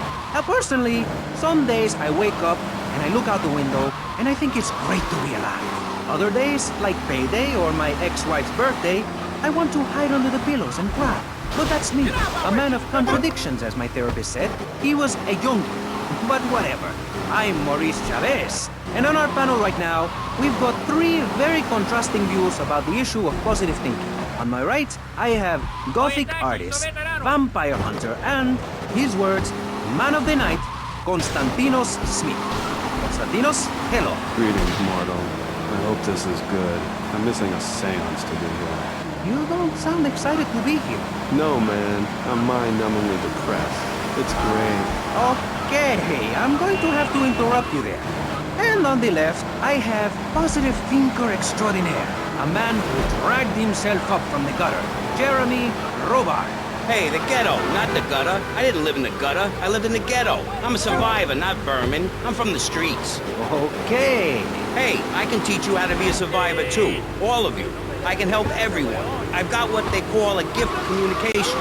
I can help you all realize that gift. Make something of yourself. Realize your dream. I'm like a high school counselor. I'll show you your potential. It's easy. All you have to do is follow my simple program on audio cassette or VHS. Okay, not right now. This isn't a commercial. And if you're not going to underwrite the station, I can let you read these patent blogs. People pay for that. Hey, everything in life is an opportunity. When I was in jail, I got the idea for my current business. And look at me now. I got offices in Vice City, Bogota, Lebanese, and Jamaica. If I can do it, I can help you make something of yourself. You can be just like me, a success. Hey, enough, no more. Not a word from you until you are called upon again. It's a three-stage process. Learn, start, doing. Shut up! I'm warning you, this is my show. You shut your mouth. Shut it now and keep it shut. Do not push me, you shiny suited prick. Do not push me. Hey, you have to dress to impress. I cover that in my program. People make judgments on who you are based on your appearance. Scientists say we form 98% of our opinions on a person in the first day of second we meet them. Hey, and if scientists say it, it must be true. I teach you how to live that. Enough! This is pressing issues. Enough now, okay? Enough, please, no more. Okay, my last panelist is someone without a plan to sell, without a program, but with a beautiful message. So it says here, Vice City Civilian of the Year for 1985, Jenny Louise Kraft. Hi, Maurice. This is such a lovely studio. Thanks. How are you doing? Great. In fact, I'm fantastic. Did you see the sunrise this morning? It was gorgeous. I've been smiling all day ever since. Okay. Now let's get with the policy of ladies first. And since you seem to be the most pleasant person here, Jenny, let's start with you. You seem like a very happy person. Oh, I am. Really? Why? Well, life's great, isn't it? I mean, good things come my way because I hold each one close because I deserve it. I bet you wouldn't be so cheery if you had the Black Plague. Jenny's living in a fictional world. Goths like me, we see the world for what it is. Dark songs of the night, black nail polish, and very tight black jeans, man. Like, everything is great. Like everything. Konstantinos, you're shaking your head. I know, Maurice. I am. Any particular reason? Yeah. What? There's only one thing good about life. And what's that? Death. Death? Yeah, and dying. That's good too. And black. And the moon. At least when you're dead, you can go around as an astral body and visit places like New Orleans. I love New Orleans. It's really hot and depressing. Oh, death is good. Is it? Yeah. What? If you're going to inherit a lot of money? Yeah, no, I mean, yes. But also if you can be positive and upbeat about things. I mean, like my parents were brutally murdered a few years ago. Yeah. And I was really bothered, but I kept smiling and I got a lot out of it. I'm a much better person today having dealt with that. They were killed so I could have a great personal experience, and I see that now. Lucky bastards. I wish someone would kill me. Then I could hang out in a graveyard all the time instead of just on weekends. I know I'm really lucky to have the opportunity to learn about life. You can't control everything in life, so start a day with a smile, and you'll end a day with one. What do you start a day with, Konstantinos? Usually with a pint of blood, it does. Then I light some candles and cry. Okay, moving on before we're all sick. No worries, I do, because I won't be constrained by you. Life is cheap, man, and then you die. If you prepare for the afterlife now, you will be able to summon spirit. That's the truth of the pentagram, man. How profound. You've obviously got a lot of important things to tell the world. The world is a lie, man. Only darkness is truth. I am very much like Vlad Dracul, born in Sixiora, 1431. You're scaring me. I wish you would smile and be happy. Okay, right. This isn't going that well. Look, Hey, can I say something? No, I'm still pissed off with you, you shoulder-pad-wearing shyster. Hey! Back down, Buster, before I bust your ball. No confrontation. As they say in the movies, I'm a man of peace. I'm done killing. Perfect. What do you want? A broken nose? Some speed in your eye? You're pushing me, man. I'm Maurice Chavez. I know who you are. You used to be a clown. I saw you at a bar mitzvah once. You had a great act. What, did you get tired of kids kicking you in the shin? Still, you were a first-class talent. I was? Yes, great. But you lacked something. I did? Yeah, confidence, friend, confidence. You were all shot up with nerves. I'd like to be all shot up with embalming fluid. That can be arranged. We're talking about me, not Mr. Constantino Smith. Yes, confidence. It's where it all began. Positive thinking. What are we talking about today, Maurice? I forgot. That nutty guy without any clothes. Yes, you're right. Positive thinking. Exactly, friend. We're talking about you, Maurice Chavez. You couldn't cut it as a clown, but you're great, and I mean great, as a public radio host. It takes a lot of work to be uppity and self-important all the time. Every cab I go in, the guys love you. Hey, thanks. Hey, don't thank me, thank yourself. You've learned something, then you started something, and now you're doing it. That's what it's all about. It is? Yes, you thought your way to success. It's a 3-step program based on studying successful people. Like me. Or maybe learning start doing is a little too intense for you. Maybe you should just think, hold that thought, complete. I never had anyone complain about that program. Stop that. Hey, I engage with you, friend, and you're exchanging with me. I cover this in my second take. One is a positive action as practiced by successful people like salesmen or prostitutes, and the other is a negative action as practiced by failures like winos and judges. What? Stop interrupting me. You gotta open your ears and close your mouth. It's very important. I tell my old lady that all the time. I say, hey, I don't want to hear no complaining. I come home with piles of cash every night, and all you do is bitch. The learning starts in here and ends when we open this. Doing is a whole other story, but we'll come to that. Now, all you have to do is call me right away at 866-434-SELF, and for just one monthly payment, I will change your life forever. I promise you. I'll supply you with all the materials you'll need to completely change the way you see the world. Guaranteed. So stop right now. This is a debate program, not an infomercial. Hey, that's a great idea. Listen, friend, I mean this in a friendly way. Debating is a yes or no proposition. You need to open your mind to the maybes. We're discussing like friends, not debating like enemies. You see the difference? Yes, I do. I think it's so much fun to be on the radio. I'd listen more, but someone stole my radio when they killed my foster family. I hate everyone, apart from the undead. They're the only ones you can really get along with. Well, that's a start. But even you, Mr. Long Hair and Pale Skin, I can change your outlook, guaranteed. That's so great! Like puppies! I saw some dead puppies once. Constantinos, I've noticed you have a lot of negative thinking. Why the goth lifestyle? Well, some say life is a tea party for zombies. Also, when you only wear black, everything matches. In fact, I'll keep wearing black until something darker comes along. It's a known fact that the best poetry is written when you're horribly depressed. Hey, listen, I wrote a haiku. Oh, the red daisy. Flowers retain all happiness. Sunshine. Yay! Sunshine! You sound like you'd enjoy my program Motivate, Demonstrate, then Motivate again. Nobody ever complained about that program. You hug people and you laugh like you never laughed before. Let's get back to the topic at hand, eh? I've had enough of this weirdness. Jenny, let's start with you. How do you maintain such a positive outlook on life? It says in your bio that some awful things have happened to you. I don't think anything awful has happened to me. But it says your parents were brutally murdered. Mommy? Where's Mommy? She's just fine. She's probably taking a nap. You're like my bad doll, Mr. Livingston. He's a bad doll. Bad doll. Not like my other dolls. My mom's great, though. Thanks for asking. Okay, wow. You're psychotic and dosed up to the eyeballs on tranquilizers. If it's psychotic to be happy, then I guess I am. A stalagmite grows an inch every 1,000 years. That's slow and painful. That's how I want to live my life. If you can't see the misery, stay out of the kitchen. You may have noticed this Ankh tattoo. It's Egyptian and represents the breath of life given in the afterworld. It's my key to eternal life after death. Hey, why don't you carry your keys in your pocket like everyone else? Because only that which is burned or scratched into your flesh comes with you to the afterlife. I bet my ex-wife will be there waiting for me in the afterlife. The bitch is crazy. Hey, can you put a hex on my ex-wife? Like some kind of spooky voodoo or something? I do dabble in the dark arts and magic. I ain't talking about magic like pulling a rabbit out of your ass or pulling quarters out of your ears. I'm talking voodoo.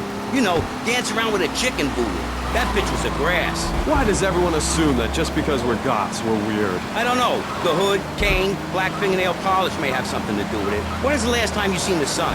It's been over 18 years since I was out in open sunlight. I only leave the house if it's raining or if I need milk. Exactly. Listen, I was just like you at one time, except I didn't wear makeup. That would get you a firm beating where I grew up. I'm happy to give you a sample of my course, Learn, Start Doing. I promise you'll run out and buy some colored clothing and listen to some music other than people groaning on and on for half an hour about how much it rains in Manchester. Life is what you make of it. Look at me. I got a condo, a hot tub, a lot of girls. Listen, you're really bringing me down, which is hard to do. I've been to the other side many times. Sometimes I barely come back. It's all about astral projection. Like right now, I'm projecting myself into the women's bathroom at the fairground. Hey, that's a good trick. Maybe you and I should go into business together. All right, look, I've had enough of this love fest. You're a motivational gunman. And you are a maniacally depressed loony with anemia. You guys should hate each other. Did you say love fist? Those guys are so super. Listen, I just wrote another poem. If I had a flower for every time I think of you, I'd walk forever in a garden. And I just wrote a poem too. Shut up, you weird, pathetic people. This is my show, Maurice Chavez. Capiche? Comprende? We're not here to recite poetry or sell motivation tapes or talk to dead people. We're here to press the issue. Anyway, let's take a break. We'll be right back after this important information from Vice City Public Radio. That's Pressing Issues here on VCPR, Vice City Public Radio. If you haven't given money to VCPR and you're listening to this station, you are a thief. That's right, Michelle. You might as well throw a brick through the window and loot the place. How selfish you people are. This is public radio, serving the public with everything that is important, like me. So come on, keep us on air. It's really important. Send us your money. I'm going to say this over and over until you do. Yes, Michelle is known for her begathon